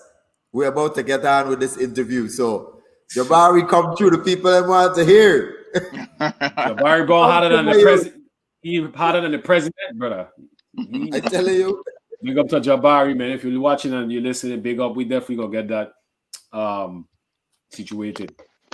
So hopefully we see if Gwenny could come back on. We have, so I'll tell you right now live. I was gonna tell you guys not live, but I'll just tell you guys now live. Viewers watching. We have on September 14th, we're gonna have KLX Crab on. September 14th, that's a Monday. We're gonna have him on. You know, he's during this baseball season. And then we're gonna have his manager come on, the manager for the Texas Rangers. We're gonna try and have him on too. Oh wow! Yeah, and it's pretty much more. We're gonna have him on more for the athletes in the Virgin Islands, the kids, them, because we want him to touch on just what they look for in an athlete, a baseball player, and this is coming from a manager of a major league team. So we would like, so hopefully he'll come on, and it's more for the kids so they could hear it from, someone at that high level, where probably every kid's dream is to make it to the major league, and maybe NBA too, because coaching is the same at all levels, NFL, wherever. So we're going to try and get him on as well too. That's good. Crazy thing about that too is that we play together. You play with him and in minor leagues? Yeah, we were on the same team in AAA. The manager. That's what's up. Yeah, and me and Krabby played together in the minor leagues too. But this was towards the ending. But it's funny, It's like a 7 degrees of separation type of thing there. Yeah, so it's cool. The manager. He's cool, man. He's cool. Chris Woodyard, that's his name. He's a cool dude, man. He's really cool. Me and him got cool because he was he's a big Lakers fan. He was a big Kobe fan. So we talked a lot of basketball and stuff like that. So, he's a cool dude, So hopefully he get on. You know how it is, guys. You are a coach or whatever for those type of teams. Sometimes you might not want to get on because of, you got all kind of different sports outlet. They might take a clip. You might say something at this podcast and they might take a clip and put it there and all kind of stuff. So, sometimes people might be a little touchy about doing stuff like that. So, but he's a cool dude, man. He's a cool dude, That's good, man. Mumba, you walk in, man. Yeah, man. Your master plan. You're touching. I'm 24/7. Yeah, man. Great It's job. just man. It's all about the youth there, man. It's all about like Pang just said, man. We hear the struggle from everybody growing up. I think that if we have more information from people who went through the struggle, people, they won't have to go through the same struggle as us because they're gonna have that knowledge, you know, that wisdom and stuff like that. So, and that's what it's all about, man. We can't, Tiga and Pang, you guys can't struggle the same way like how Gwen struggle and Mona struggle and stuff like that. We're not evolving the way how we should evolve, you know. Right. So And with that, and you said that that's the biggest one. We're not evolving. You know, yeah, we still going through the same struggles that Miss Abrahamson had when she was coming up. Mona had when she was coming up. Zorro had when he was coming up. Mac had when he was coming up. You know, we're going through the same struggle, and that shouldn't be. It should be more advanced. You know, and look at the players that make into the NBA. We now got players that skipping college to go and play in the D League. We got players going straight to the NBA. We got players going straight to overseas because they're evolving. Those opportunities wasn't there before in the earlier generation.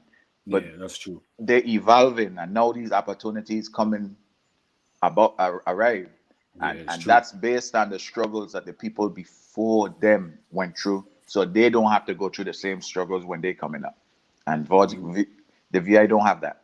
It's true. Real quick, Pang, just to switch it real quick. So Gwenavire, she can't come back on, I guess, via not cooperating, you know. So she said thanks once more and best wishes to all of us, you know. So, you know, much love to you, Gwen. You know, thank you for everything. And definitely, if we have any questions, we definitely call you. If you have any questions, you could call us too as well. You know, amazing interview, great interview. Big ups to your whole family, everybody that was watching, your niece, your grandkids, you know, your siblings, you know. So big ups to all the whole family. You know, and thank you for you know, gracing us with your presence, man. It was amazing interview. So much love to you. I appreciate all your hard work and sacrifice and everything you have done for the kids them over in the Virgin Islands. Well said, Mumba. That was good. Yep. Yeah, Yep. thanks, fellas. Appreciate it, man. Yeah, man. So, yeah, but like you was touching on about the evolving, you know. So that's what it's all about. You And know, it's important. I mean, we money to play a big factor in things. We all know that, but you can't put a price on time. You know what I mean? You just have to take the time to spend with the kids, and take the time to plan something. Take the time to get the right peoples in place. Take the time to schedule and putting something together, and then make it attractive for the kids to want to be a part of it. And once the kids them show up, because they will show up. There ain't much you could do on St. Croix. They will show up, and you know, you go from there. But it has to be a start to something, and we have to get all the right people involved. You're right. You It's know, true. Like with we need Lorraine. Oh, go ahead, Pam. My bad. we need a representative from the government, the Senate. We need somebody there. We need a representative from Recreation and Park. We need a representative, at least one representative from all the schools there, all the elementary school. We need at least one representative from there. We need one half of the parent of the kids involved. Yeah, at least one half. It would be better if you could get both parents involved. And then it leave last for the kids. But everybody gotta play a role. That's Everybody true. gotta play a role. That's They true. got the government, they get a meeting going, and it trickle down to the parks and recreation, and it trickle down to the teachers, coaches, referees, like, like we get this thing going. Yeah, it's true. Like Lorena said, in the VI, the people in power don't invest in sports like other places. That's why we're still struggling, you know. And that's so Facts. true. That's so true. Facts. Wednesday show, they're asking about Wednesday show. The guest, I spoke to the guest a couple weeks ago, and this is my bad because I told the guest I was gonna call them, and I've been so busy this week. This week has been so busy, so I'm going to call the guest later today. Or I'm going to call the guest tomorrow. But the guest for Wednesday show is supposed to be Real Saki. That's the guest, Real Saki. But we're not sure yet because I didn't get the confirmation. He said I'm ready, whenever we're ready, he's down. But I don't want to confirm until I speak with him. But Wednesday guest most likely will be Real Saki. If not, then we definitely will have someone else. But right now it's Real Saki. But I have to confirm with him, and I'll definitely do that today. So, you know, same and plus with the guests, you know, with a lot of the people, I try to get more of the older generation on, you know, and then we'll go back to some of the younger generation around our age group and stuff like that. But I think it's so important and so refreshing hearing like when Gwen and hearing Mona, telling their stories, as we celebrate and honor them. It's kind of a history lesson, and I really like the way how that goes and stuff. It's kind of giving us some knowledge, and I know, like, Tiga, you went through your struggles, Pam, you went through your struggles, I went through my struggles, and I know all of us probably was like, man, we thought like our struggles was the worst or one of the worst, and then you hear their story, and it puts stuff into perspective. Like, man, you know what? It wasn't that bad what I went through, you know? And that's what I'm getting from this, and it's it's amazing. If not, you can jump in. That's exactly what I was viewing it like my struggles is nothing compared to some of the things that the people before us had to go through. Yeah, they actually made it easier for me, but the struggles are still there when they shouldn't. And that's the lack of history, because if we had something like that when we were growing up to pull from, then we would have known whatever we were going through, man. We had people who get through a lot worse, so we ain't gonna give up. We didn't give up anyway, but at least we had something to pull from. And this show is gonna be something special. So now another young virginella coming up, they can just go and click on somebody history, one a punk story, one a mumba, even myself, and said, man, I ain't gonna quit my son, because if this man went through this and made it, I can do the same. And that's the key about our history. We need to tell it. Mumba and I made an executive decision, and we're doing your story again. Because everybody don't know it. They're gonna be bored. I can tell you what, because you guys don't know most of my story, and most of the people in the VI I think the only thing you guys might get out of my story, which you probably don't know, is probably the travels and stuff like that. It's not really much I could give that people don't already know. But you know what would be different about your story on this platform? None of our questions, nothing. We ain't coming with no questions. We coming to just chat with Tegan. We just coming to kick it. Yeah, we celebrating you, man. We celebrating, honoring. So ain't like an actual interview. No, but I understand that. It's like what we did now. Yeah. But the key is, whatever we might bring up, say the jokes, them and stuff like that, it's things that are already documented. What will probably be more interesting is maybe like how it was in Iran. We want to hear your story. We want to hear your story. Even though me and Pam might know some stuff, we want to get inside of you, like how you were feeling. We don't know these stuff. You got to reward that mountain. I mean, Mumba, you got to reward that. No. When you say we want to get inside of you, you got to reward that. I said get inside of your head. That's what I said. Okay, your head. Okay. Now, listen, man. Listen, Pam.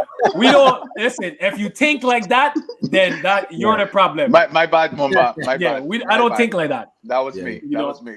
But we try to get. We want you to tell your story. We want to get into your head, man. Like your mind. If it's one man like to talk, is me, but it's not. I even said your book. I ain't even read it yet. I read it. I wanted to touch on it. I feel okay. I feel like that. You said what? The book I sent to you. I read it.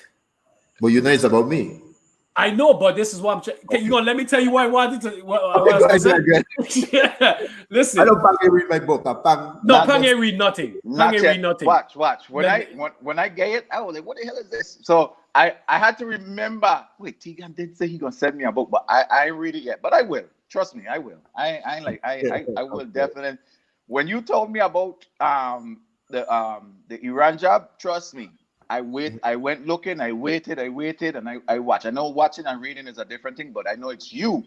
So I definitely gonna read.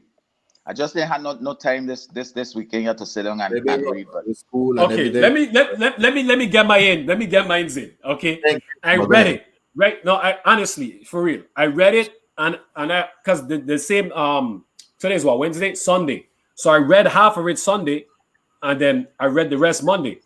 And I was thinking, I was like, first of all, you are an amazing writer. First of all, like I appreciate it, but no, for real.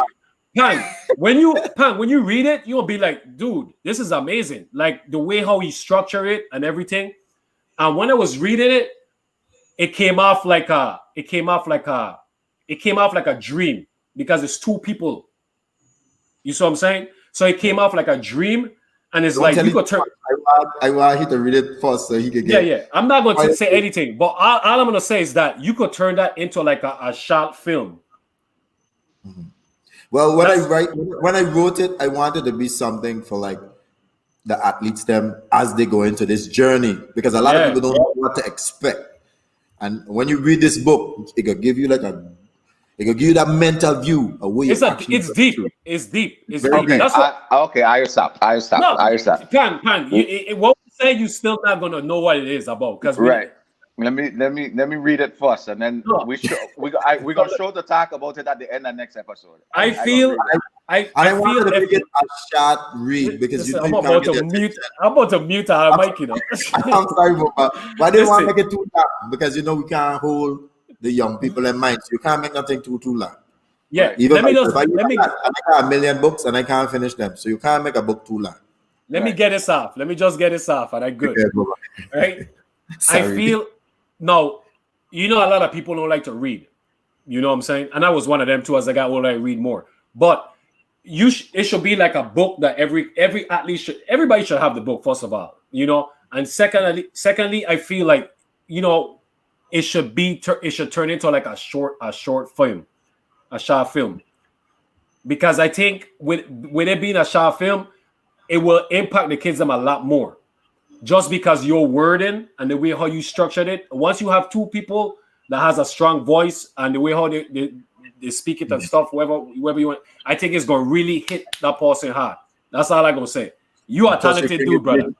Plus, you bring it visually to them, so I totally agree with that. So now, just remember that I came up with that idea, that part. yeah. So just let you know, Pang, you witnessed that. So you come up with all the ideas. Trust me, we know. No. I tell you, all this is your idea. This whole thing is you. No. This is your baby. You did all the work, but I came up with the short film part. Okay, so I definitely gonna read it tonight. I gonna definitely read it tonight. I had it to. I guess I'm like a copy. It's not published yet. I just sent it to my favorite guys, them who are in the sport, who will read it, and then I'm hoping you guys will give me some more impact before I send it out. It's okay, man. Honestly, man, I'm getting goosebumps, man. I'm telling you, I like it, man. Yeah, man. As a reader, I read books, Dwayne. Come on, man. I read books as I get older. Hey, this is what happens when you spend a lot of time in the minor leagues and long bus rides. You start to do stuff that you normally don't do. Yeah, kill time. I'm gonna tell you, I do not read. So the only reason I read in this is Tegan. Trust me. That's the only reason. Now, all athletes really should get something to read. Whether or not you don't like to read or not, it sharpens the mind. You keep your mind sharp. And that's the beauty about reading. It don't even matter if the story good or not. Just get something and read. Newspaper, whatever. You should always read. It keeps your mind flowing, True that. Hey, listen, I'm gonna tell all this right now, right? Stop saying this is mine. This is not mine. This is ours. This Elite Podcast is not mine. This is ours. It started from a little idea in your head. Yeah, but still. You went to Tegan. You and Tegan deliberate about it. And then Tegan enjoyed the idea that you came up with. Yeah. You got the advice of Mac, you got the advice of Zoe, you got the advice of Tegan, and you got good response for it. It was your idea. Take credit. Our show. But it's you could say that, but it's your idea. It's your idea. Yeah, take that. And we give you the praise for it. I mean, I appreciate it, but this is our show. This is not mine alone. This is ours. That's what I'm trying to tell you. When you want to say ours, it's ours, man. No problem. It's ours. You're too humble for me now. It's not humble. It's respect, man, and appreciation. This is the thing people don't understand, and I think people don't realize is that in order for me to get to where I'm at, is a lot of people that inspire me. You see what I'm saying? And like I said before, I haven't got in depth the way how you and Punk inspire me. When it's my time to tell my story, then I'm gonna really get in depth the way how I inspire me. But when you create something and stuff like that, yeah, you created it, but it's a reason why it came together. It's the reason why I am the person I am today, because the inspiration of other people.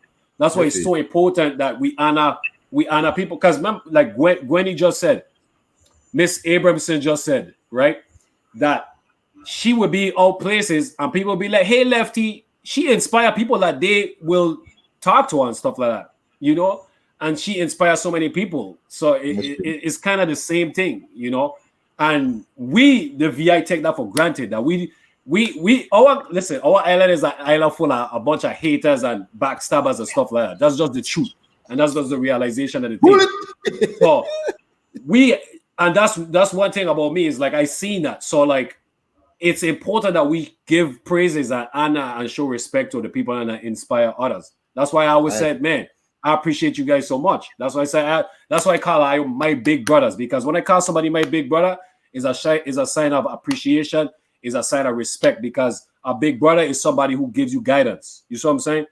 So that's why I refer to you guys as my big brother. So I will got what you said. Yeah, all I want said it's still your idea. Take the credit. So at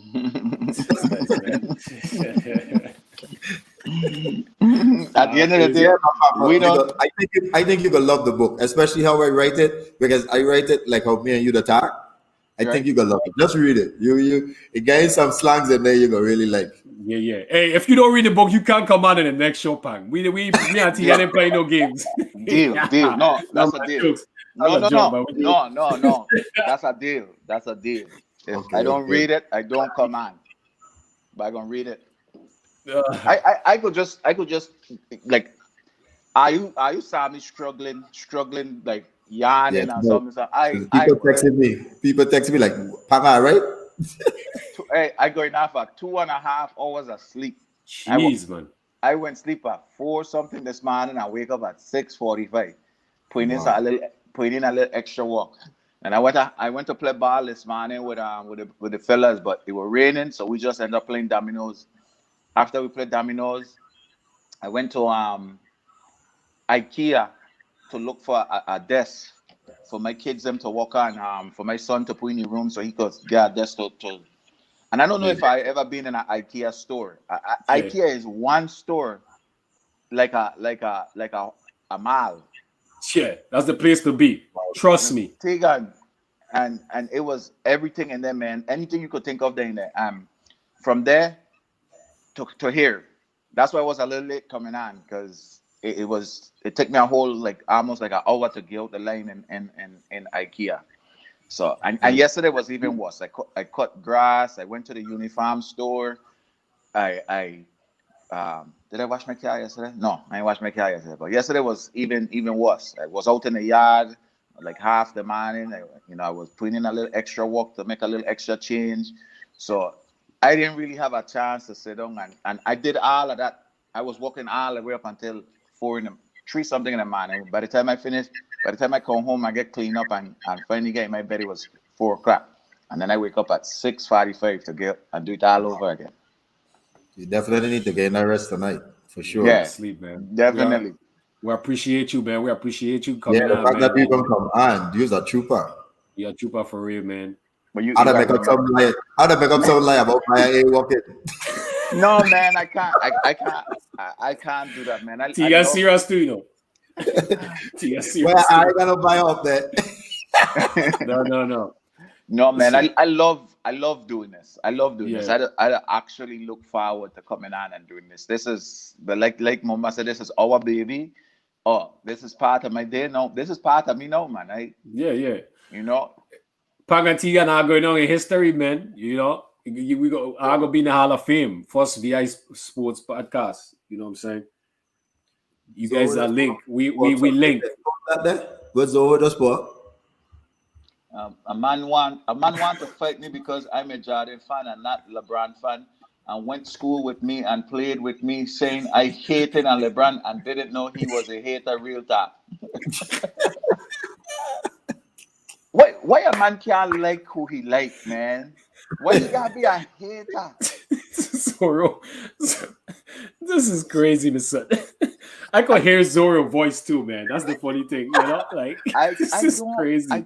I don't never you can't like who you like. Like why I have to like LeBron, even though I like LeBron, but I don't have discussion about who better than Jordan because there is none. Right. I just ain't having them discussions. But that don't mean I hate LeBron because I think Jordan is the GOAT. Come on, I man. just think it don't matter. Really and truly, I just don't see it matter. I'm a Jordan fan, obviously. You can tell. But I like LeBron too. I can't hate at nobody's game. Everybody has Right. each have his own time. Now it's LeBron time. It is what it is. But Yeah, I don't man. really Zoro, get too deep in that, man. Zoro, man, tell homie to chill, man. You know, it's just a game, man. Yeah, man. You know what I'm saying? Tell him just watch some Jordan highlights, man. He said I delete his eye. That's a black. Oh man, you It's got crazy.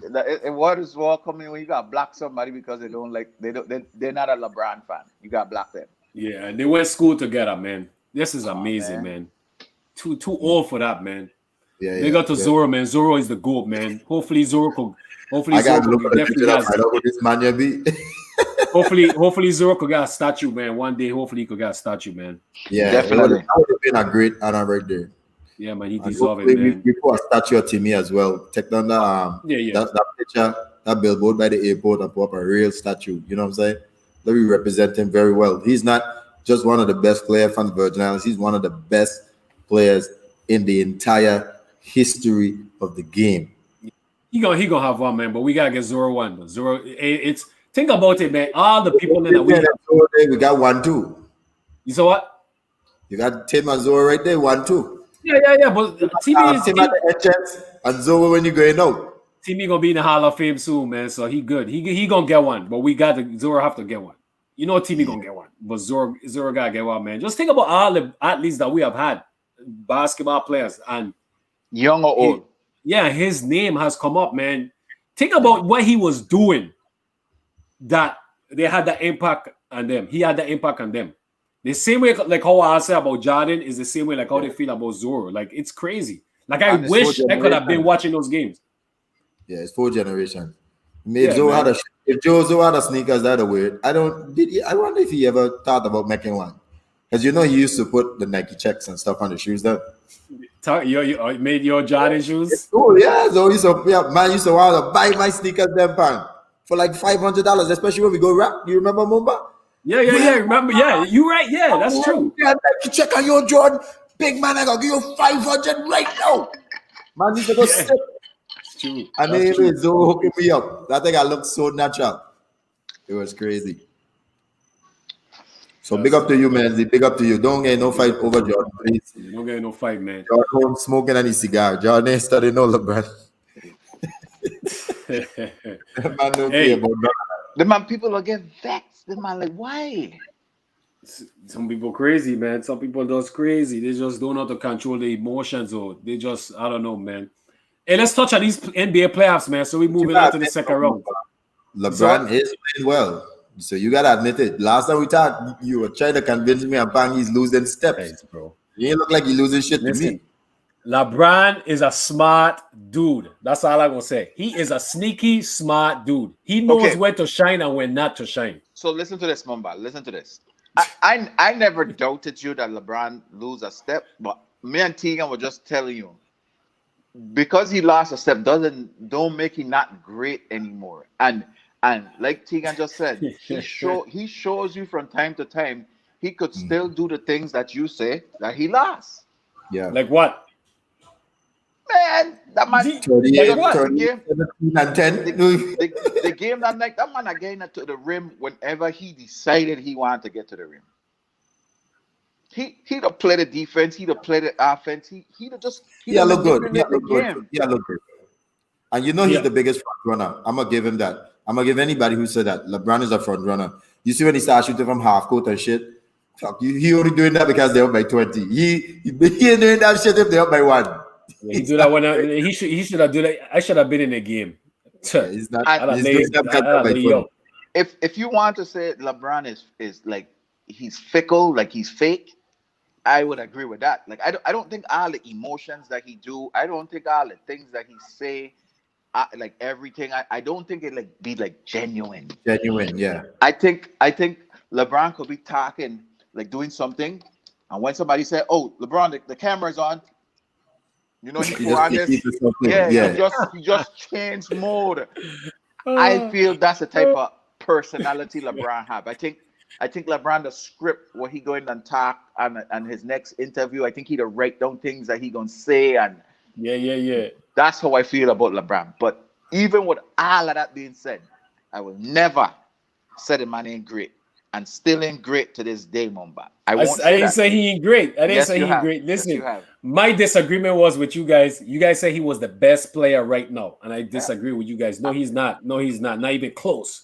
He's not even top 5 right now in the playoffs. No, man. Gone too far. You see, this is what kills me with Ayo. Ayo, really, listen, I'm gonna really right now. After watching all the teams playing the playoffs, you're gonna tell me Okay. LeBron James is the Tegan. best player. Tegan, I'm gonna give Be it. honest. Let Be me- honest, man. Best, but you said top 5. You had Let me me- at hello when you said best, but top 5, Umba? Oh God. Let me say this: is LeBron? If you have to give like most outstanding players top 5, would you put LeBron in there? Nah, I wouldn't put in the playoff right now. Right now, playing. Who's the No. top 5? Okay. I wouldn't put him, but that don't mean that he's Name not your the 5. greatest. Me? Yes. Name the top 5 over him. The best player playing in the playoffs right now is Kawhi Leonard. First of that's me. I got Kawhi Leonard playing the best. I got Giannis. I got Harden. I got I'm gonna have to squeeze LeBron James in. You have to. No. Wait. Let me give it. But I don't Go even ahead, think go ahead. Kawhi is that great. I think he's What? scoring well. Oh But my I don't God. think Kawhi is playing in terms Okay. of defensively like he I- used to do before. Oh Right, my God. right. Here Listen. Tegan. Listen, I'm serious. the reason why I ain't gonna put Kawhi in the top 5 because you know the only thing Kawhi doing better than everybody. Kawhi is so efficient. Super efficient. He don't rarely miss. But honestly, some of these games Kawhi is only finishing with like 22 points. See, 20. we have to get away from how many points you score to determine if you're the best player. It's not just that. Well, if that's the case, then LeBron is number 1. Well, Oh I'm my not God. gonna be on the points thing. I see you are right. Kawhi is super efficient. He knows his spots, he knows his game. He don't go tree crazy. If he catch a mouse in the house, he's posting you, he's dominating you in the he's excellent on offense. But you can't tell me Kawhi is the same defensively. He's not fighting over screens no more. He could have definitely take the last shot when they switch. He could have fight over that screen and guard thing by himself. I agree with he's that. not as when you can see he can turn it on because when they need him to really lock you down, he come after you. But he's really not doing that the whole game. I mean, at one point, Tim Hardaway had him like Tim Hardaway was starting to look like an all-star. How about tell me what makes you guys choose who's the best that determines the best player? What determines the best basketball player in you guys' eyes? All around, how well he affect the game all around. Yeah, and how the team playing. I think Mitchell is in the top 5 right now. One, Murray. I won't say Murray because Murray have a game here and then he disappeared the next game. I won't say Murray.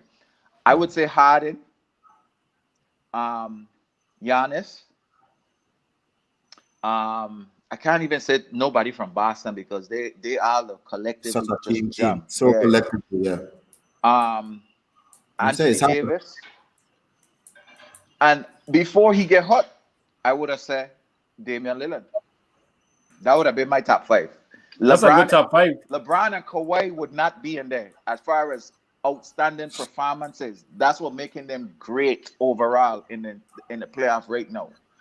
Because I don't think LeBron he's outplaying anybody right now. I really don't think he's out, but I think he is super. He affect the games in different ways. The man LeBron had a triple-double with 14 assists the other day, man. But that was going to be my point. LeBron is doing something that real basketball players like us have to watch. It's not just his points and stuff. It's just being on the court, knowing when to make the right passes, knowing who to get involved, knowing when to turn down shots, knowing when to give Anthony Davis the ball because he's on fire, knowing when to pick his spots. He's totally manipulating the whole game. He's like a shotgun. He's reminding me like shotgun. Shotgun might not have the start, but shotgun will totally control the whole game. LeBron is having that feel. Whereas Kawhi is just so dominant on offense, but you can feel like he's not really controlling the flow. He ain't getting nobody the shot. like you want. So like Paul George struggling, LeBron would have began Paul George all them shot to give him more rhythm.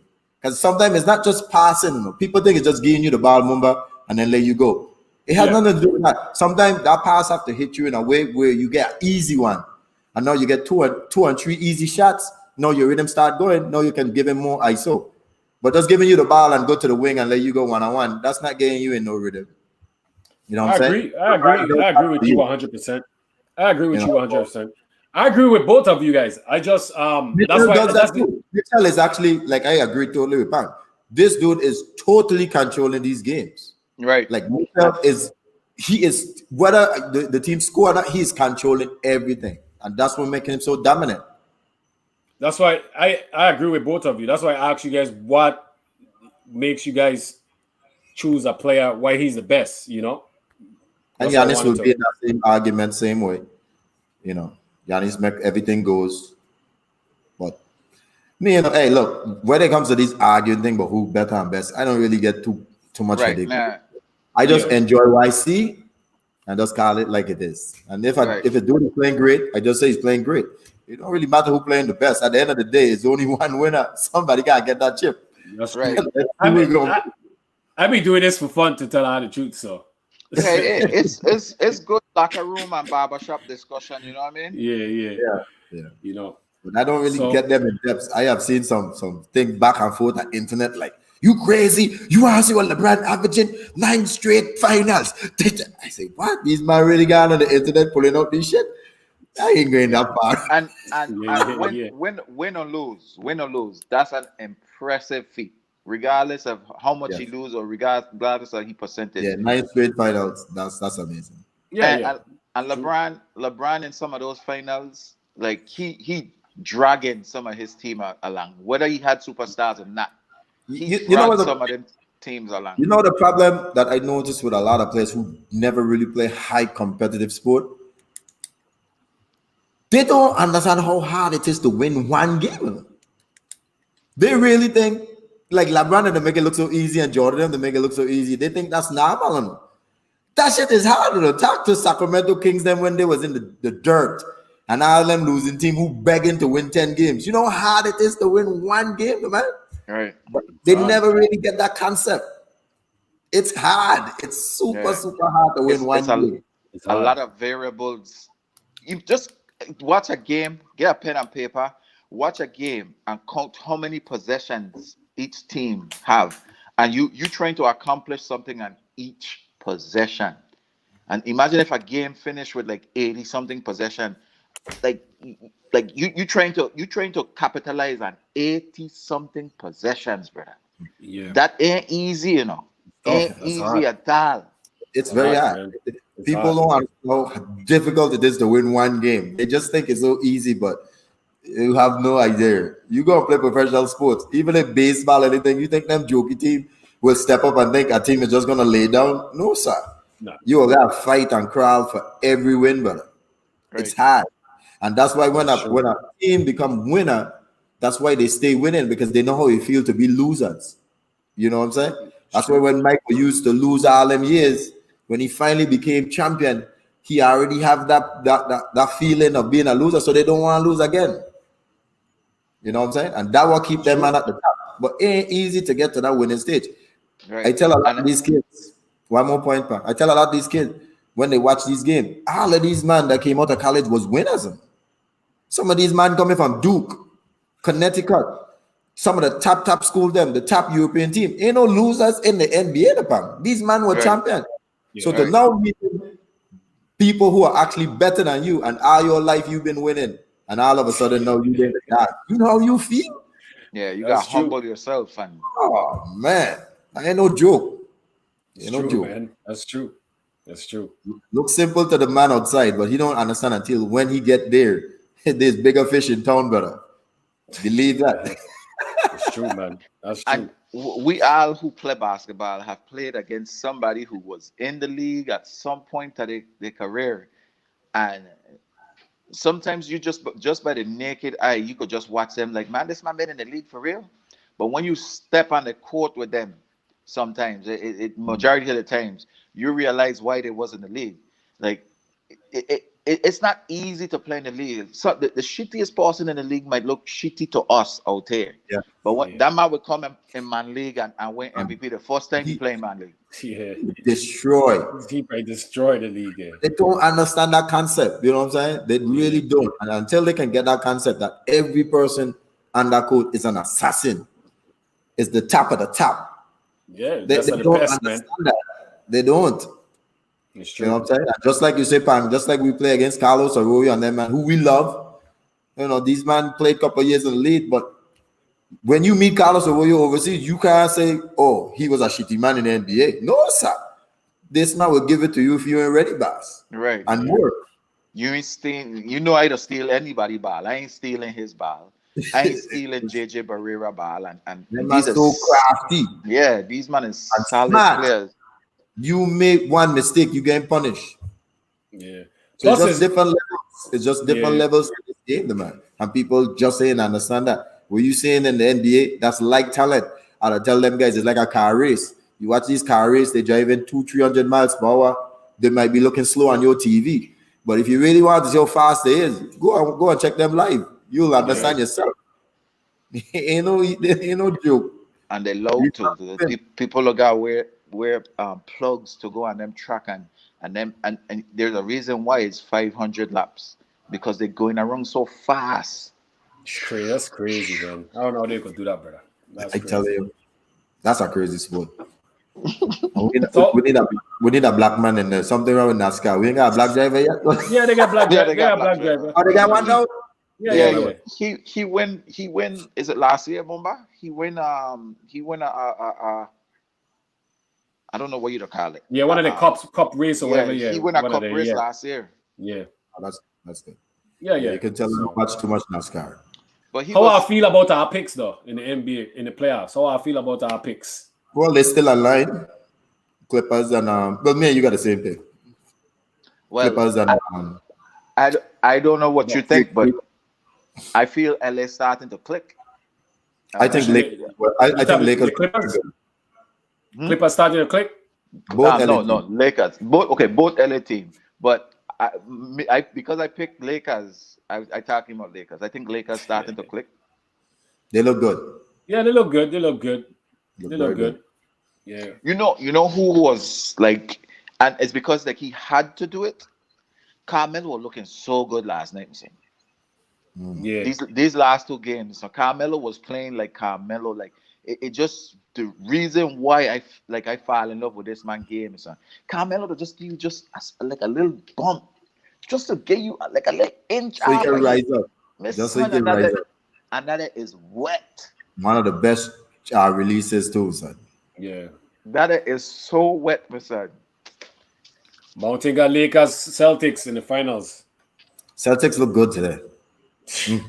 They are playing the best defense, like real college style defense, man. The way they be in the lane, they switching well, the gator switches.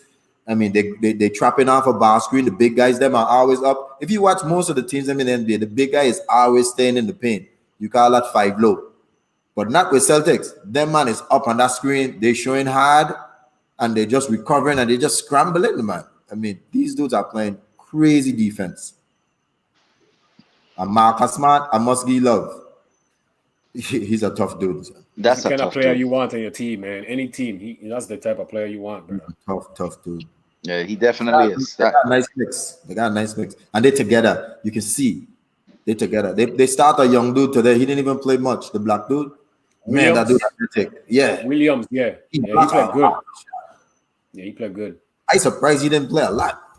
Brad Stevens is a good coach. He is a good coach for real, bro. You can tell he's a very intelligent guy. Yeah. And you can tell he still has that, I don't want to say it to demean him, but he still have that college mentality environment. Like, this is a team first. You know, sometimes you get in the NBA, they might yield a little bit too much to the superstars. But you can see he still get a superstar love, but is more team oriented. Top 5 coaches. Top 5 coaches in the league right now. I'll put Brad in there. Wow, that's a good question. That's a very good question. I really study coaches that much. Miami, I love Miami coach. I think he got a good system. And I like, Postra. He's a You got very like good Steve coach. Kerr. Even Curry ain't in it right now. Utah coach. I like how he the coach too. Snyder? Snyder. Yeah, Snyder, yeah. Yeah, of course, Greg Popovich. Everybody will be talking about Nick Nurse from Toronto. From Denver. He's a good coach, man. From Toronto. No, from, Nurse is Toronto. I think he took over that guy team, the coach before him, the black guy that was there. Dwayne That guy Casey. built that team for him, yes. But he have them playing better than how Dwayne Casey had them playing. He did. You gotta give him the jacket. He win the chip. Yeah. But that team was already developed and primed by Dwayne Casey. Yeah. He did a good job this year, though. They were always there. They just never got over LeBron. Yes. That's LeBron right. played a big role in them winning that That's true. that final because he left last year. So, if LeBron wasn't there the year before when they played Toronto would have went down to the final. They'd have cleaned up the East. I agree. With the black coach. Yeah, that's you know true. what I'm saying? So I agree with Tegan. He take over a good system. He take over a good team. Yes. So I got Miami coach Greg Popovich, Utah coach, Bucks coach. I think he's a good coach for the Bucks. He's a very good coach, man. Bucks coach, he's good. You see my sister put Luke Walton. Yeah, Luke Walton. The man is a legend. Nah, Erica, nah. And I would say Steve Kerr. I think Steve Kerr to run. I do think he's blessed with he was blessed with some players with Mark Jackson's system, but he added something. You could see a lot of things he added. Their system, like there's always a motion. There's always motion going. No one should be standing still on their system. You know what I'm saying? It's a crazy system, brother. And you do know it's the same like Spurs, right?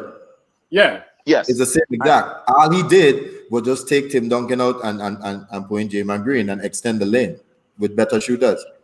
But it's the same exact system. You know that system is like a trickery. It's like a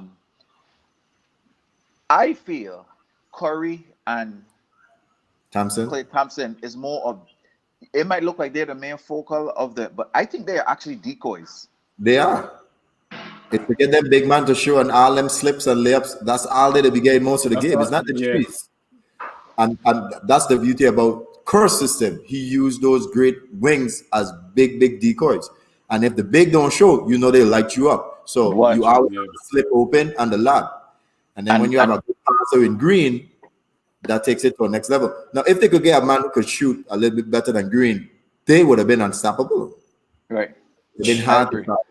He played for two good coaches too, so that helps. I mean, he played for Popovich. He played for what's his name, Phil. Yeah, it's the same system. Yeah, the difference between Spurs, Pop, and thing, their system were more predicated for Tim and David, more high-low big man system because those guys. The Tim was a future line shooter and inside, yeah, that's true. It was more shrink for inside. But Steve Kerr expanded, and that's why his system is a lot more deadlier than Popovich. Shit is deadly, brother. And you also mentioned he played for Phil Jackson. The triangle offense is made for a post player too. Yes. Yeah. Shaq, Kobe, Jordan. Yeah. That's why it could have worked with New York because Carmelo's a good post player, but he's not on Kobe level, he's not on Shaq level, and he definitely ain't at Jordan level. He's a decent post player. Let me say that. He's a decent post player. But that's why he never really worked in New York. Yeah, they said that they buy in too. I've heard that they said the players that never really bought into the triangle. Because you have to trust, your trust factor have to be very, very high. Because even Jordan, remember when he first talked about it, he was pissed.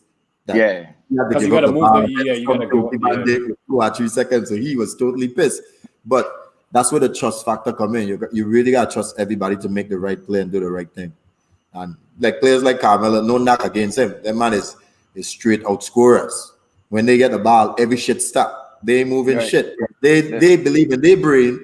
I can take whoever guarding me. So Carmelo is definitely Carmelo is definitely a black hole. Once that ball go in, he coming out, son. Yeah, especially during them times too when he were playing in New York. Them times, oh my God. He is Now not he passing. more humble. Now he more humble because it's a different situation. But yeah, this dude was crazy back then. I just see Carmelo giving Damon Lillard the ball willingly, my son. Why Carmelo you want that?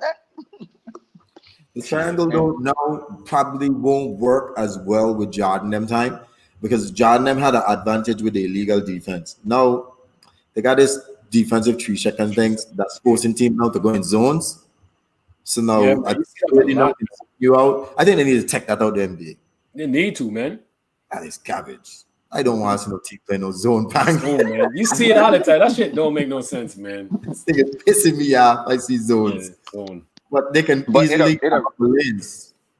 It'll rarely happen. Not rarely, but Dallas does it a lot, even though Clippers shoot their ass out of it. And I saw Toronto and try then- to do it today, but Celtics Clip- murder them. Clippers flip it back and Dallas to keep Luka out the paint. And that's what I'm saying. You're taking away the ability. So they need to. I mean, I know they want scoring, but they made some rules that if it was me, I would have taken out. That I would have put back in the legal defense, but you still have the one-on-one contact. If you're gonna come and double, come and double. And that way you won't have the zone. You know what I'm saying? Yeah. But that zone, I don't like that. And I don't like the defensive 3 seconds because now the lane is so open that's why you see so many penetrations and a man can lift off and dunk because nobody's in there to stop you. Yeah, you see it all the time, man. That's It's true. hard. That is super hard to play defense. But it is what it is. We can talk how we want. They ain't changing Right. shit. Right. Money talks, brother. They want more offense, so more money. But as I More get viewers. something to eat, I watch his last game. I think Denver is on, right? No, they're not yet. Okay, good. So I'm gonna get something to eat. That's gonna be a I'm gonna good link game. you guys later. You guys stay safe. Yeah, man. You guys be safe, Great man. to Jabari called me, so we definitely gonna get Jabari Brown on. He said he'll give you a time when you want to come on. Whenever you want to come on, we're gonna make a time for him. Let him know you have a special day. We definitely need to hear his story. So Definitely, man. that will be a special one. Shout out to everybody that tune in. Shout out to everybody that tune in. Appreciate What- you guys. What did you say when you? Because me and Mumba was still trying to figure out what you said when you showed me the phone. We didn't hear what you said. No, I was I saying thought you Jabari. Go ahead. I thought you said he playing. That's what I thought he said too. No. I said Jabari just text me, my boys. I said my boy ready to come on the show. His story need to be told. And he loved what we're doing, and he does. He give a shout out to you guys as well. And he said he definitely enjoyed watching the show because he was watching tonight, and he said he definitely need to tell his story. He have never done it, so this will be the first. So you don't know that's a supreme honor. Yeah, man. So- much, Right, man. much love to Jabari, man. Big up to Jabari, man. You know, Yeah, he was whenever right you there. ready, man. Final four. Dickie V, I love him. Hey, the man from St. Thomas, the Bobby Brown, baby. Yeah, right man. there. He definitely need to come my yard and Yeah, tell man. me why he pants used to be falling down in them games. And he pants always sagged it when he was in Oklahoma. You need to tell me why he pants always Yeah, sagged yeah. like that there. He had to have the biggest shots, my son. I swear that thing was like fancy or weird. That thing was one line. I always run up the court, pull it up, he pants. I really think Jabari was fast enough. He could have catch a deer. I really think. Their story is the man. That shit is funny, Mr. I can bring out Mendes. No, I think it's joke. We can bring out Bring him, Mendes. bring it out, man. I like to hear that, brother. That's And Yeah, he got- Pang ain't believe it yet. You know what? You can't, if Mendes come on, I don't know if Pang know Mendes. If Mendes come on the show, Pang, you can't be on. You gonna laugh so much, you ain't gonna be you ain't gonna be a good host. Because this man is all jokes, brother. All jokes. Bring it Real on, time. brother. If it have to be a bonus episode or whatever, bring it on, man. And when he We got tell to his hear story, he laughing. Though. That want to make it funny. Like, okay. I take it. Mama, you know Mendes. this. Yeah, I know, man. This is. I got to hear this story, brother. He got detail on how he catch that deer, my son. he got to tell me how far the deer was from me when he run and catch it, how he tackle it. Like he got to tell me how he catch a deer, boss. I can't see that happening at all. A man and his 2 foot run down a there, never. I got to hook that up. We get Mendes on. Yeah, we gotta get Mendes. My brothers, man, for the whole VIE. Remember, take me out with that because I got unless I stay in. No. We gonna come off. Just a big shout out to Gwenavire, I'm sorry. Abramson, I didn't know Hyndman. we live. Yeah, we We live. still Man. live. Yeah, we still live. Shout out to Gwenavire, Abramson, Hyndman. Beautiful episode. Much love to you. Much love to your family. Appreciate everything. Everybody that tuned in, showing her love. Appreciate you guys as well too. So I got. And once again, there's no us without you. Everybody, thank you for staying on for 3 hours and 14 minutes, hanging out with us. Even after the interview done, you're still here, posting your comments, engaging, and we love you for that. Appreciate all the support always, and time to go. And I definitely need to go and catch some Z's. Yeah, I don't know about you, man. Yeah. but we do it again Wednesday. And what a person we interviewing Wednesday? Most likely it's going to be our Real Saki, baseball, Real basketball. Saki. Yeah, play basketball, baseball. So he coach and stuff. So yeah, that should be a good one. Yeah, it should be good, man. Yeah. So looking forward to it. Well, take me out, T gang. Yeah, you the man. What? I mean, look, Mumbai is all you. No. Mumbai went first. I went second. You go last. You go. All right, so the people out there, man, look, for my sisters, them, I can send out the book. Stop harassing me. Stop texting me. Beanie, my sister said tomorrow's her birthday. The gangster. She wanted to get one of those 4-0 shots. So you got to hook she up. Yeah, she done message me already. Yeah. Everybody who tuned in, man, much love. Stay safe. Stay healthy. Keep your distance. I don't believe in the social distance because that's kind of axy, it don't really go together. Just keep your distance and stay healthy and clean. Okay, take it from me. Wash your hand. Be safe. All right, and till next time, God bless. So we out. The Elite Podcast. The Elite Podcast. Bless up. Bless.